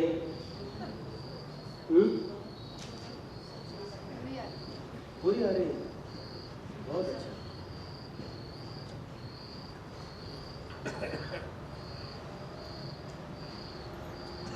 जहां पर हमारा मन एकाग्र हो जाता है, फिर दूसरी तरफ नहीं जाता, उसी में लगा रहता, फिर बाहर क्या चल रहा कुछ दिखाई नहीं देता, आवाज सुनाई नहीं देती। जब हम पूना में थे, एक घटना हमको सुनने में, जब पूना चिंचवड़ में पंचकल्याण हुआ था, उस समय की घटना है। एक खोद थे वहाँ पर, कोई इसी तरफ के थे, चिंचवड़ से जहाँ मंदिर में रुके थे, वहाँ से लगभग 1 किलोमीटर उनका फ्लैट था, और वहाँ पर आहार भी हुआ था। तो उन्होंने बताया कि इसी फ्लैट में एक दूसरा जो जैनेतर बंधु है वो रहता था, और एक ही इकलौता बेटा था, और अपनी मस्ती में मस्त होकर के कॉलेज से लौट रहा था, और रेलवे ट्रैक, रेलवे है क्या होता है, ट्रैक, रेलवे ट्रैक से होकर के जा रहा था, वहां से गुजर रहा था, और कान के अंदर क्या, उंगली नहीं, क्या बोलते इसको, जो मोबाइल से कनेक्ट रहता है, हेडफोन, उसको डाल करके जा रहा था, चल सुनते जा रहा था। ट्रेन आ गई पीछे से, हॉर्न दिया, हॉर्न पर हॉर्न दे रहे हैं। हॉर्न की आवाज नहीं आती उसके अंदर? नहीं आती? बाहर की आवाज नहीं है, हैं? बाहर की आवाज नहीं है, हॉर्न इतने तेज बजता फिर भी नहीं जाती। नहीं है। बाहर की कुछ भी आवाज नहीं। हाँ, और बस खल्लास। अभी कुछ दिन पहले यहाँ पर एक घटना सुनने को मिली, तमिलनाडु की घटना है, दशहरा के दिन की घटना है। हैं? कहाँ की हमको मालूम नहीं। क्या? हाँ हाँ हाँ, पंजाब की है क्या? पंजाब की घटना है। और वहां पर जो रावण दहन का कार्यक्रम चल रहा था, ये सब हिंसात्मक कार्य, संकल्प हिंसा का पाप लगता है। रावण दहन का कार्य, और सब ये मस्ती में मस्त थे, रेलवे ट्रैक पर खड़े थे, और इधर बार बार वो हॉर्न बजा रही ट्रेन, बार बार हॉर्न दे रही है, आवाज, लेकिन इनका ध्यान पूरा कहां पर है? राम के पास नहीं। राम के पास होता तो ऐसी घटना घटती नहीं। इनका ध्यान कहां था? उस रावण दहन की तरफ था। ट्रेन हॉर्न पर हॉर्न दे रही थी, नहीं सुना, और एक साथ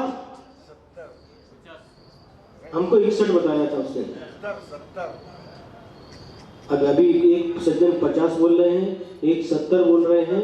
उस दिन हमको 61 संख्या बताई थी, हैं? उसमें कुछ 61 तो गए थे ऑन द स्पॉट, और कुछ घायल हो गए थे। किसी का पैर कटा, किसी का हाथ कटा, ऐसा हुआ था। तो वहां पर मन कहां पर था? रावण में था। इधर ट्रेन का हॉर्न सुनने में नहीं आया, एक साथ 60-70 लोग उसमें गए। इसलिए हमारा ये कहना है, हम बहुत देखते हैं, आते जाते दिखाई देते हैं, लड़के भी लड़कियां भी। क्या करती हैं लड़कियां? पूरा ये बांधते हैं, यहां से लेकर के कि पूरा आंख से सिर्फ आंख दिखती है, और पूरा पैक करती बांधती हैं, और वो भी कान के अंदर डालती है, और बस चलती जाती है। कई बार कौन आया कभी खंभा से टकरा भी जाते हैं, कभी कोई दूसरा व्यक्ति आ रहा है उससे भी टकरा जाते, क्या ख्याल ही नहीं। कभी 2 व्यक्ति ऐसे जाते, दोनों के कान में है, दोनों के कान में है क्या? हेडफोन और मोबाइल है, दोनों, एक इधर से आ रहा और एक इधर से आ रहा, दोनों का ध्यान उसमें ही है, मोबाइल में है, और दोनों आपस में टकरा जाते हैं। गाड़ी पर बैठते, गाड़ी पर भी उधर ध्यान रहता है, इसीलिए एक्सीडेंट होते हैं। अपने अपने बच्चों को समझाओ, कभी गाड़ी पर चलते समय मोबाइल से बात करना नहीं। अगर बात करना तो गाड़ी को एक तरफ खड़ी करना, बाद में मोबाइल से बात करना, बात करने के बाद गाड़ी को जेब में रखना, आगे निकलना। बहुत एक्सीडेंट इसीलिए होते हैं। इधर एक हाथ से चला रहे, इधर से बात करते आ रहे, इधर पीछे से क्या आता, कब उड़ाता पता नहीं। छत्तीसगढ़ में जब आचार्य के साथ बिहार कर रहे थे, तो बहुत बड़े बड़े अक्षरों में एक बोर्ड लगा था, जहाँ पर जैसे ग्रीन बोर्ड रहता ना, इधर कोल्हापुर, इधर सांगली, इधर उपरी, ये सारे बोर्ड रहता है। ऐसे बहुत बड़ा बोर्ड, बहुत बड़े बड़े अक्षरों में लिखा था, हरा कलर का बोर्ड था, सफेद अक्षरों में लिखा था, गाड़ी चलाते समय जो मोबाइल से करेगा बात, उसको रोड पर ही मिलेगी मौत की सौगात। ऐसा बड़े बड़े अक्षरों में लिखा था। गाड़ी चलाते समय जो मोबाइल से करेगा बात, उसे रोड पर ही मिलेगी मौत की सौगात। ये पढ़ते हैं, फिर भी कोई फर्क पड़ता नहीं। अपने अपने बच्चों को समझाना, अपने अपने पतियों को समझाना, या तो मोबाइल घर में रख करके जाओ, घर में आओगे तभी मोबाइल मिलेगा।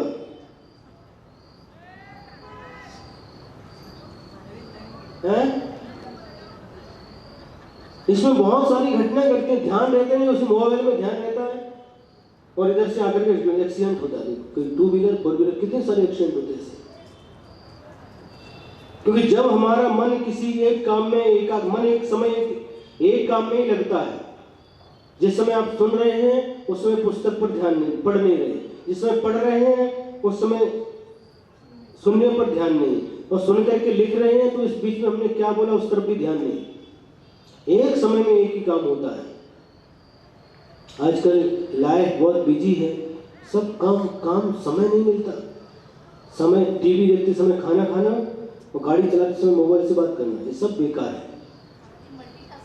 हैं? अब हमको ये शब्द बोले, हमको बोलते भी नहीं आएगा क्या बोलने, मल्टीटास्किंग। हाँ, मतलब एक टाइम में बहुत सारे काम। ये गलत है, बिल्कुल गलत है। और जिनका मन आत्म तत्व में स्थिर हो गया है, ऐसे मुनि महाराज निरंतर उनकी चिंतन की धारा आत्म तत्व की ओर ही रहती है। बाहर प्रवृत्ति करते हुए भी उनका ध्यान अंदर की ओर ही रहता है।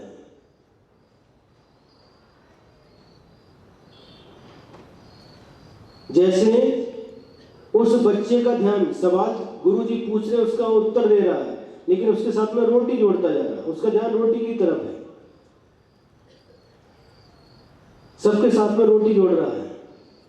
उसी प्रकार से ये मुनि महाराज जिनका आत्मा की तरफ ध्यान है, वह सब काम करते हुए उनका ध्यान आत्मा की तरफ ही रहता है। परसों एक उदाहरण सुनाया था भरत चक्रवर्ती का। उसके हाथ में जो एक तेल का कटोरा दिया गया भरा हुआ, और यदि तेल की एक बूंद भी गिरी तो तुम्हारी गर्दन उड़ा दी जाएगी, ये शर्त रख दी। अब पूरा महल घूमने के बाद भी उसका ध्यान कहां पर है? तेल के ऊपर ही है, क्योंकि यदि तेल एक बूंद भी गिर गई तो हमारा जीवन समाप्त। तलवार दिखाई दे रही है और तेल दिखाई दे रहा है, कुछ भी दिखाई नहीं दे रहा। इसी प्रकार से पूर्व कोटि दीर्घ काल ऐसे मुनि महाराज गुफाओं में, निर्जन एकांत गुफाओं में, पहाड़ के ऊपर कंदरों में ऐसा दीर्घ काल बस आत्म ध्यान को करते हुए गुजार देते हैं, क्योंकि उनका ध्यान वही है।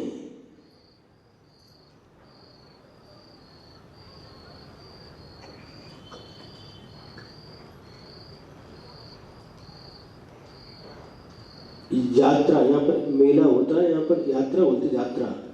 यात्रा हुई है, और यात्रा हुई है। माँ से बेटा ने बोला, माँ हम भी यात्रा में जाएंगे। ठीक है, बेटा बड़ा नहीं, अपने आप नहीं जा सकता, तो माँ उसको लेकर के गई यात्रा घुमाने के लिए।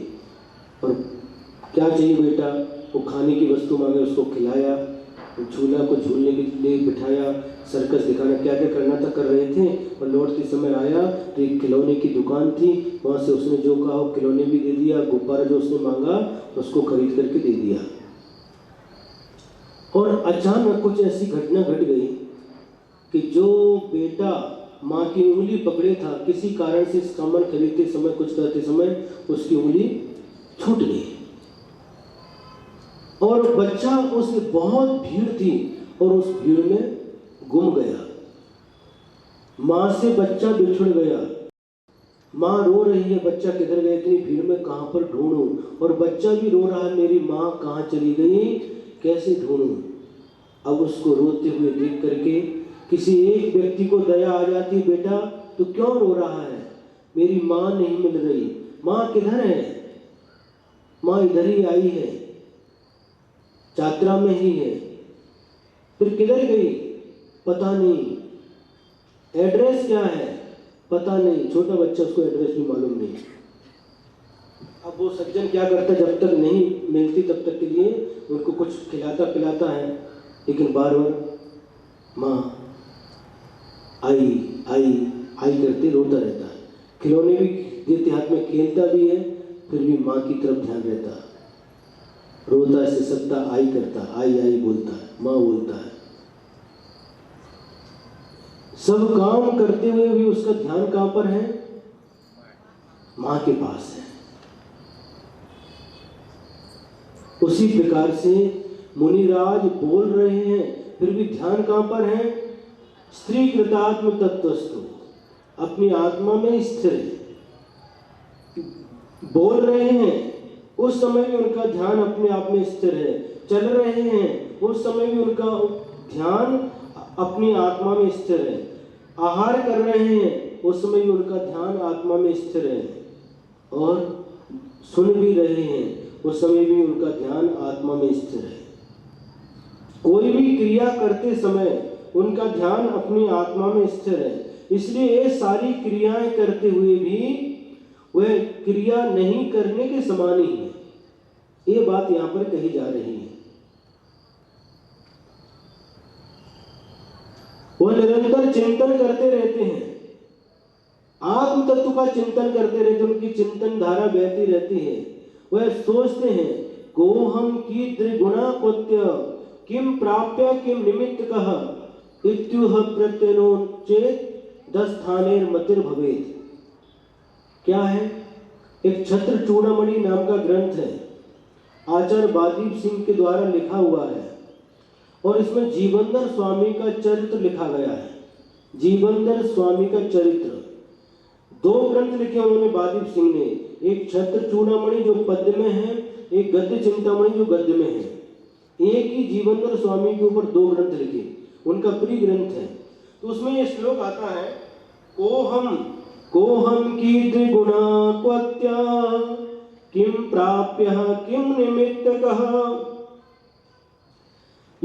इत्युह प्रत्यहं नोचे 10 स्थाने ही मतिर भवेत्। बहुत सुंदर है। कोहम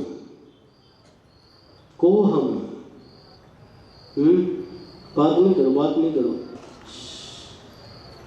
बोलायचं नाही, क्लास झाल्यानंतर बोलायचं। कोहम इस शब्द का हम संधि विच्छेद करते हैं तो अहम कह, अहम माने मैं, कह यानी कौन, मैं कौन हूं, मैं कौन हूं। आप अपना परिचय दे क्या देंगे? आप कौन हैं?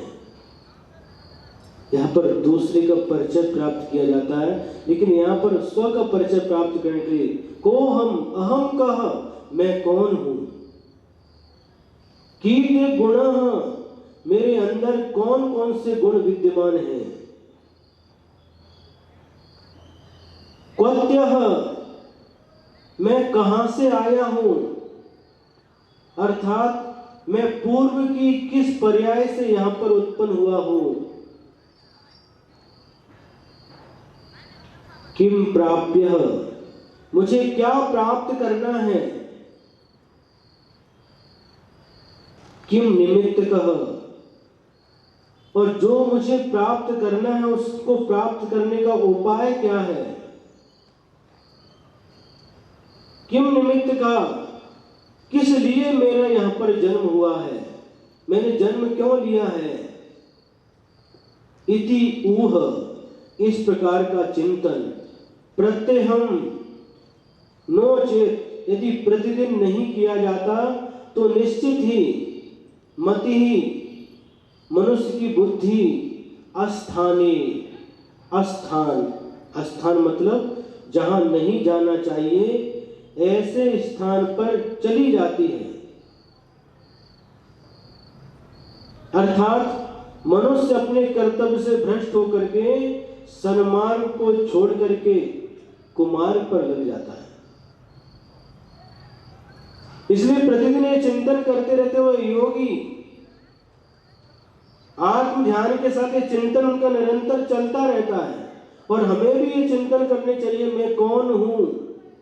ये प्रश्न बैठ करके आंख बंद करके स्वयं से पूछना चाहिए, को हम, मैं कौन हूं।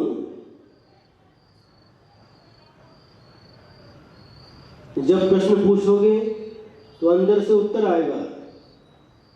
क्या उत्तर आएगा? आपका नाम आएगा अंदर से, मैं ये हूं।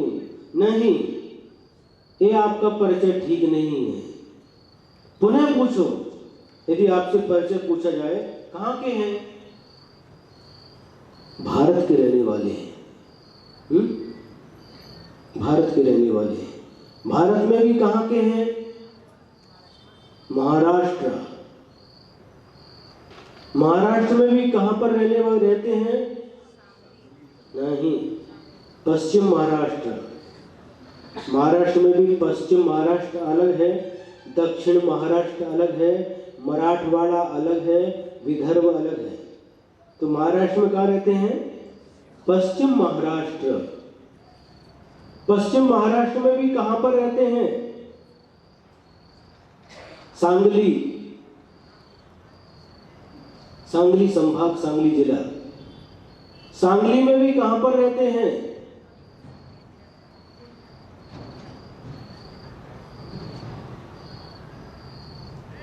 अप्पा साहेब पाटिल नगर।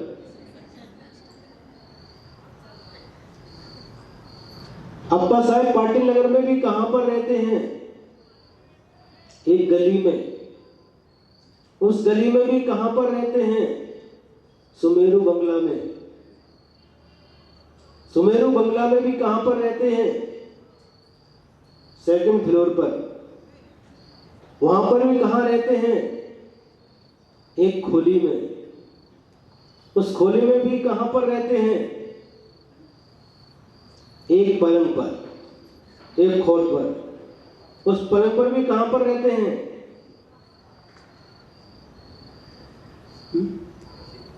बोलो, पूरे पलंग पर रहते क्या? नहीं, जितना शरीर है बस उतनी वहां पर रहते हैं। उसमें भी कहां पर रहते हैं? शरीर में रहते हैं। जो शरीर है उसके अंदर रहते, बस वही आपका परिचय है। बाकी जितना परिचय है वह परिचय व्यवहार का परिचय है। जो अंतिम उत्तर आया, को हम इस शरीर में रहने वाला जो है वही मैं हूं, ये सही परिचय है। बाकी परिचय भारत, महाराष्ट्र, पश्चिम महाराष्ट्र, सांगली, अप्पा साहेब पाटिल नगर, सुमेरु बंगला, एक खोली, पलंग, ये सारा सारा परिचय ठीक नहीं, ये परिचय व्यवहार से है। लेकिन अंतिम जो उत्तर आया क्या?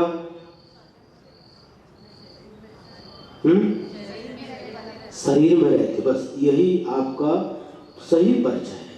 को हम इस शरीर में रहने वाला जो आत्मा है वही मैं हूं। क्या?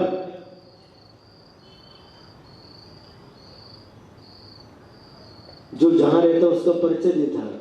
उनसे पूछेंगे क्या परिचय है? सांगली में भी धनंजय सोसाइटी, उसमें भी धनंजय सोसाइटी में भी कहां? अभिनंदन बंगला,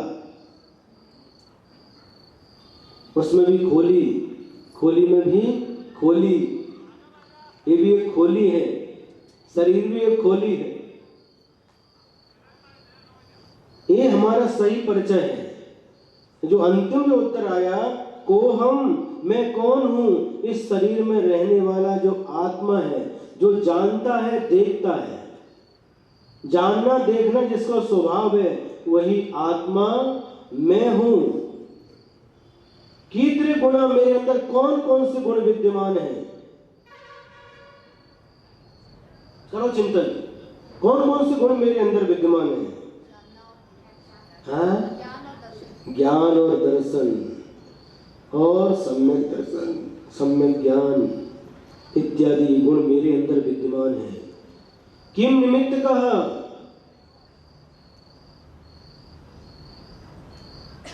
किस लिए मेरा जन्म हुआ है? मैंने मनुष्य पर्याय को क्यों प्राप्त किया है? बहुत सत्कार किए थे, अच्छे कार्य किए थे, पुण्य कार्य किए थे, ये मनुष्य पर्याय प्राप्त हो गई। किस लिए मनुष्य पर्याय में मेरा जन्म हुआ है? आत्म कल्याण के लिए। ये उत्तर एकदम सही है। और कई लोगों का उत्तर है मनुष्य पर्याय मिली है ऐस आराम के लिए, ऐसो आराम के लिए। उनका उत्तर ठीक नहीं है। जिनका अंदर से उत्तर ये आता है ऐसा ऐसो आराम करो, इसके लिए मनुष्य पर्याय मिली है, खाओ पियो मौज करो। फिर मनुष्य पर्याय कहां मिलेगी? ये मौज मस्ती त्रिंच पर्याय में नहीं है, नारिकी को नहीं है। ये मनुष्य पर्याय तो बस ऐसो आराम के लिए मिली है इसको। जो व्यक्ति ऐसा सोच करके इस मनुष्य पर्याय को ऐसो आराम में लगा देता, आचार्य कहते हुए व्यक्ति अमृत प्राप्त हुआ है। और अमृत प्राप्त हुआ था घड़ा, और गया कहां? रास्ते से गया, बहुत रास्ते में कीचड़ था, चिक्कल था, और चिक्कल लग गया पैर में, और जो अमृत भरा रखा था घड़ा, और उसको उस कीचड़ को साफ करने में निकाल दिया। जो व्यक्ति इस मनुष्य पर्याय को प्राप्त करके मात्र इसका उद्देश्य लक्ष्य ऐसो आरंभ समझता है, वह व्यक्ति उस व्यक्ति के समान है जो एक घड़ा अमृत बहुत पुण्य के योग से मिला था और पैर का कीचड़ धोने के लिए उसने उसको समाप्त कर दिया। एक दूसरा व्यक्ति कांदा की खेती की थी। कांदा की खेती, कांदा मालूम है, प्याज, उलागड्डी। कांदा को कन्नड़ में उलागड्डी बोलते हैं। उलागड्डी, उलागड्डी सरने में उनको उलागड्डी। अब कांदा की उलागड्डी की खेती थी। अब खेती को रक्षा करना है तो क्या था, चंदन की लकड़ी थी, चंदन के झाड़ थे, वो काट दिए। क्यों? उस कांदा की खेती की रक्षा करने के लिए, उसमें बाड़ी बनाने के लिए, कोई जानवर उसके अंदर ना घुसे। चंदन काय के लिए था? कितना कीमती था। और उसके कांदे की खेती में और बाड़ी लगा दी चंदन की। देखो मूर्ख, खेती कांदा की और उसमें बाड़ी लगाई चंदन की। चंदन को इसमें खर्च कर दिया कांदा के लिए। और दूसरा उदाहरण देते हैं, एक महिला थी और क्या स्वयं पाक वगैरह कर लिया, खाना पीना हो गया और अब बर्तन को साफ करना, स्वच्छ करना है। राख नहीं थी और चंदन की लकड़ी रखी थी और चंदन की लकड़ी को जलाने लगी। पूछा क्या कर रही हो? वो जला रही लकड़ी। क्यों जला रहे हैं? बर्तन साफ करना, राख नहीं है तो इसको जला करके राख बनाएंगे, उससे फिर बर्तन साफ करेंगे। समझ में आ रहा कि नहीं? जो व्यक्ति इस मनुष्य पर्याय को प्राप्त करके ये समझता है ये ऐसो आराम के लिए मिली है, वह व्यक्ति बर्तन मांजने के लिए चंदन की लकड़ी जलाकर राख तैयार करने वाले व्यक्ति के समान है। और एक और उदाहरण, रत्नों का बहुत कीमती हार गले में पड़ा है, बहुत कीमती, और एक व्यक्ति उस हार को निकाल करके जमीन पर रखा और उसको पत्थर से फोड़ रहा, रत्नों को तोड़ रहा। क्यों? क्या कर रहे हो? हमको धागा चाहिए। धागा, धागा, धागे बोलते हैं, डोरा है। हाँ, ये अब इसके अंदर धागा, हमको थोड़ा धागा चाहिए, इसीलिए हम इसको तोड़ रहे हैं। धागा प्राप्त करने के लिए रत्नों को तोड़ना है, कीमती बेशकीमती रत्नों को तोड़कर फेंकना, धागा प्राप्त करना। बस वह व्यक्ति भी इसी प्रकार से रत्नों के समान, रत्नों के हार के समान कीमती मनुष्य पर्याय को प्राप्त करके क्या करता है? ऐसो आराम विषय भोगों में लगाता है। वह व्यक्ति भी उसी व्यक्ति के समान है जो धागा प्राप्त करने के लिए रत्नों को तोड़ करके फेंक देता है। ये उदाहरण हमारे नहीं है, ये उदाहरण जो 4-5 उदाहरण दिए ना, चंदन की लकड़ी जलाना और चंदन की लकड़ी से कांदे के खेत की बाड़ी बनाना, अमृत से अपने पैरों का कीचड़ साफ करना और धागा प्राप्त करने के लिए रत्नों को तोड़ डालना, इतने हुए ना। ये सारे के सारे उदाहरण समय सार ग्रंथ की टीका लिखते हुए आचार्य जयसेन स्वामी ने लिखे। शायद एक और भी हो सकता, हम भूल गए। बहुत अच्छे उदाहरण, आचार्य जिनसेन स्वामी के उदाहरण है। तो ये मनुष्य पर्याय हमें ऐसा आराम के लिए नहीं मिली। किम निमित्त का, क्यों मेरा इस मनुष्य पर्याय में जन्म हुआ है? जो पहले उत्तर दिया था, आत्म कल्याण के लिए। ये पर्याय बहुत कीमती है, रत्नों के समय, रत्न भी उसकी कोई कीमत नहीं है। ये मनुष्य पर्याय बहुत कीमती है। नर काया को सुरपति तर से सो दुर्लभ प्राणी। हे भव्यात्माओं, इस मनुष्य पर्याय को प्राप्त करने के लिए सुरपति, सूर्य यानी देव, पति उसका इंद्र भी तरसता है कि हमें कब मनुष्य पर्याय प्राप्त होगी, कब हम संयम धारण करेंगे, कब हम आत्म कल्याण करेंगे। ऐसे विचार से उस मनुष्य भव को, मनुष्य पर्याय को प्राप्त करने के लिए सौधर्म इंद्र भी तरसता है। जब लोग श्रावक लोग मुनि महाराज को आहार देते हैं, उस समय भी उन देवों के अंदर छटपटाहट होती है इंद्र भी तरसता है। हम मुनि महाराज के हाथ पर एक ग्रास नहीं रख सकते। अपनी पर्याय की निंदा करता है वह सौधर्म इंद्र भी, और आहार तो नहीं दे सकता, लेकिन जहां पर आहार होता है वहां पर पंच, उस आंगन में पंच आश्चर्य करता है। अभी पंच आश्चर्य करो, पंच आश्चर्य करके अनुमोदना करता है। जब कभी मनुष्य पर्याय प्राप्त होगी तब आहार दे सकोगे, अभी तो मात्र पंच आश्चर्य करके आप अनुमोदना करो आहार दान की। जब भगवान को वैराग्य उत्पन्न होता है, दीक्षा कल्याणक होता है, उस समय भगवान पालकी में सवार हो जाते हैं, शिविका में सवार हो जाते हैं। उस समय भी ये विवाद, मनुष्य और देवों में विवाद छिड़ता है। देव कहते पालकी हम उठाएंगे, मनुष्य कहते पालकी हम उठाएंगे। ये बहुत देर तक विवाद चलता रहता है। अंत में जीत मनुष्य की होती है। निर्णय होता है कि ये संयम धारण करने के लिए जा रहे हैं। मनुष्य संयम धारण कर सकता है, मनुष्य के अंदर संयम धारण करने की योग्यता है। मनुष्य मरण करके, पंडित मरण करके मोक्ष को प्राप्त कर सकता है। देव मोक्ष प्राप्त नहीं कर सकते, देव मुनि नहीं बन सकते, देव अलग क्षुल्लक नहीं बन सकते, प्रतिमाधारी नहीं बन सकते। इसलिए पहला अधिकार मनुष्यों का है। सोचो, ऐसी दुर्लभ मनुष्य पर्याय आप लोगों को प्राप्त हुई है, हम लोगों को प्राप्त हुई है। यदि फिर भी विषय भोगों में इसको समाप्त कर दिया तो रत्नों धागा प्राप्त करने के लिए रत्नों का हार खोलने के समान है। चिक्कन लगा बेस कीमती सोने से भरा हुआ, सोने का घड़ा अमृत से भरा हुआ, उसको पैर का कीचड़ साफ करने में समाप्त कर दिया। राख प्राप्त करने के लिए चंदन की लकड़ी को जला दिया। किस लिए हमारा जन्म हुआ है? ये मनुष्य पर्याय इतनी दुर्लभ हमें क्यों प्राप्त हुई है? पूछो अपने अंदर से। यदि आपके अंदर से ये उत्तर आता है विषय भोगों के लिए, ये ऐसा आराम के लिए, अभी क्या करना? अभी तो ऐसा आराम करो, धर्म कर्म तो बात की बात है। जब बुढ़ापा आ गया तो उस समय देखेंगे।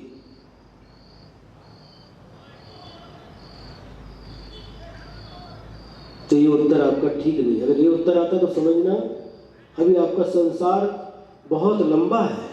और यदि ये मन में भाव आता आत्म कल्याण के लिए, 84 लाख योनियों में एकमात्र ये मनुष्य योनि ही ऐसी है जहां से आत्मा का कल्याण हो सकता है, जहां से मोक्ष की प्राप्ति हो सकती है। ऐसी 84 लाख योनियों को पार करके आप इस उत्तम उत्कृष्ट मनुष्य पर्याय को प्राप्त किए। तो किम निमित्त कहा, मेरा जन्म क्यों हुआ है? आत्म कल्याण के लिए। इति ऊह, इस प्रकार का चिंतन, इस प्रकार का विचार प्रत्यहम नोचेत, यदि प्रतिदिन नहीं किया जाता तो निश्चित ही मति ही मनुष्य की बुद्धि अस्थान अर्थात जहां पर नहीं जाना चाहिए ऐसे स्थान पर भवे चली जाती है। जहां नहीं जाना चाहिए वहीं पर जाती है, पाप में ही जाती है। और मनुष्य कर्तव्य भ्रष्ट होकर के सन्मार्ग को छोड़ करके कुमार्ग पर लग जाता है। इसलिए हमें निरंतर एक विचार करते रहना चाहिए, मैं कौन हूँ, मेरे अंदर किस किस प्रकार के गुण हैं, मैं कहाँ से आया हूँ और मुझे क्या प्राप्त करना है, किस लिए हमारा यहाँ पर जन्म हुआ है। इस प्रकार से निरंतर चिंतन करके अपनी आत्मा को निरंतर हित के मार्ग पर ही लगाए रखना चाहिए। जो मुनिराज ऐसा ध्यान करते हैं वह मुनि महाराज ब्रुवन्नपि ही न ब्रूते, बोलते हुए भी बोलते नहीं। स्त्री कृतात्म तत्वस्तु, अपनी आत्मा में ही जिनकी बुद्धि स्थिर है, इसलिए बोलते हुए भी नहीं बोलते। गच्छन्नपि न गच्छति, चलते हुए चलते नहीं है। पश्यन्नपि न पश्यति, देखते हुए भी देखते नहीं है।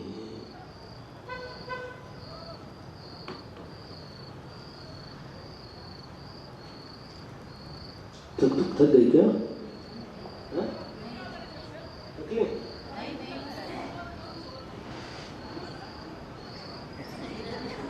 लाइट का ज्यादा अभी कौन बैठा को दिखाई नहीं दे रहा।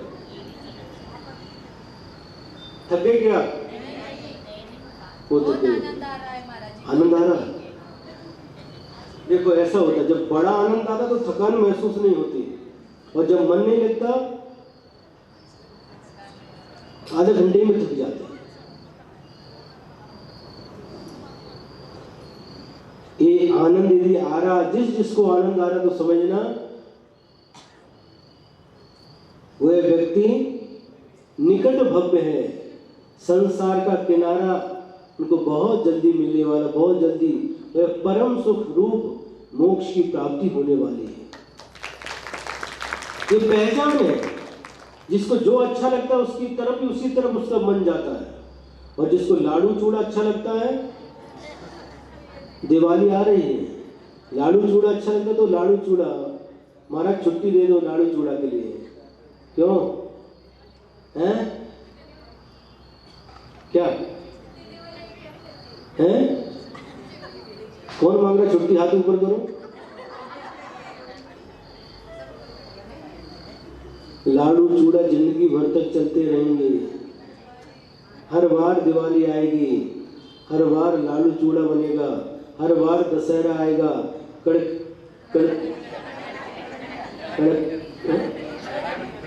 कड़कनी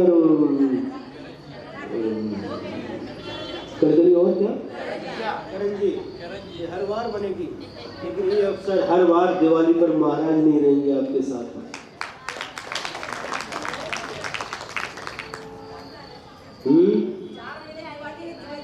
हाँ, ये बात है। साधु संत एति घरा, ये तो दिवाली दसरा, आपकी रोज दिवाली है, क्या लाडू चूड़ा में पड़े हैं? लाडू चूड़ा नहीं बनेगी, दिवाली नहीं बनेगी क्या? नहीं बनेगी? तो पीछे बोल रहे नहीं बनेगी, संकल्प की आई बोले नहीं बनेगी। लाडू चूड़ा करना, देखो हमने उनको उपाय बता दिया। लाडू चूड़ा करना तो 11 बजे से लेकर के 2-2:30 बजे तक अच्छे से कर दो, जितना करना कर लो। लाडू चूड़ा तो हर साल का है, लेकिन ये अमृत तो बार बार पीने को नहीं मिलेगा। अमृत है, अमृत। इसको पीते समय भी आनंद आता है और पिलाते समय भी आनंद आता है। अमृत को पीते समय भी आनंद आता है और दूसरों को पिलाते समय भी आनंद आता है।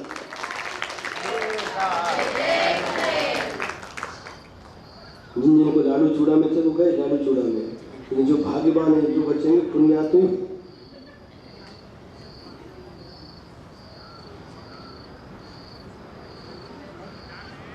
समय आपका हो गया है।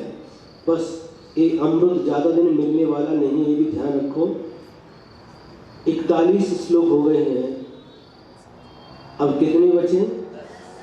जितनी आपके हाथों में उंगलियां हैं, कितनी? बस 10 दिन का अमृत है। सुनो, ये होने के बाद भी, ये होने के बाद अब फिर ये पूरा होता ना, उसके बाद खूब लाडू चूड़ा बनाओ। किसने मना किया? और समय निकालो, उपयोग करो, विवेक से काम करो। 11 बजे से लेकर के 2-2:30 बजे 3-3.5 घंटे लाडू चूड़ा बना करके रखो। ये लाडू, ये चूड़ा, ये नया मकान, ये फरसी, ये सब चलता रहेगा, लेकिन ये अमृत बार बार पीने को नहीं मिलेगा। दिवाली हर बार आएगी, हर बार लाडू चूड़ा बनेगा, हर बार निर्वाण लाडू चढ़ाएंगे, लेकिन हर बार आपके साथ दिवाली के समय महाराज नहीं मिलेंगे। ये पुण्य योग से मिला है, इसका लाभ लो ओनली 10 दिन बस। अभी तो 10 तो लो।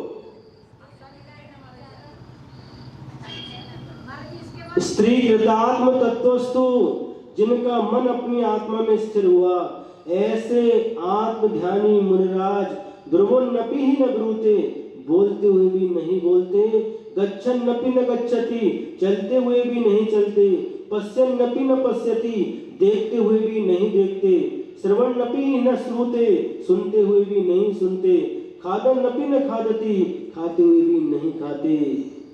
ऐसी दशा हम सभी को प्राप्त हो। इन्हीं मंगल भावनाओं के साथ बोलो महावीर भगवान की जय हो। आचार्य गुरुवर श्री विद्यासागर जी महाराज की जय। जय बोलो परम पूज्य श्री अभिनंदन सागर जी महाराज की जय हो। जेणेसाठी सर्वांनी तुम्ही बोलायचं.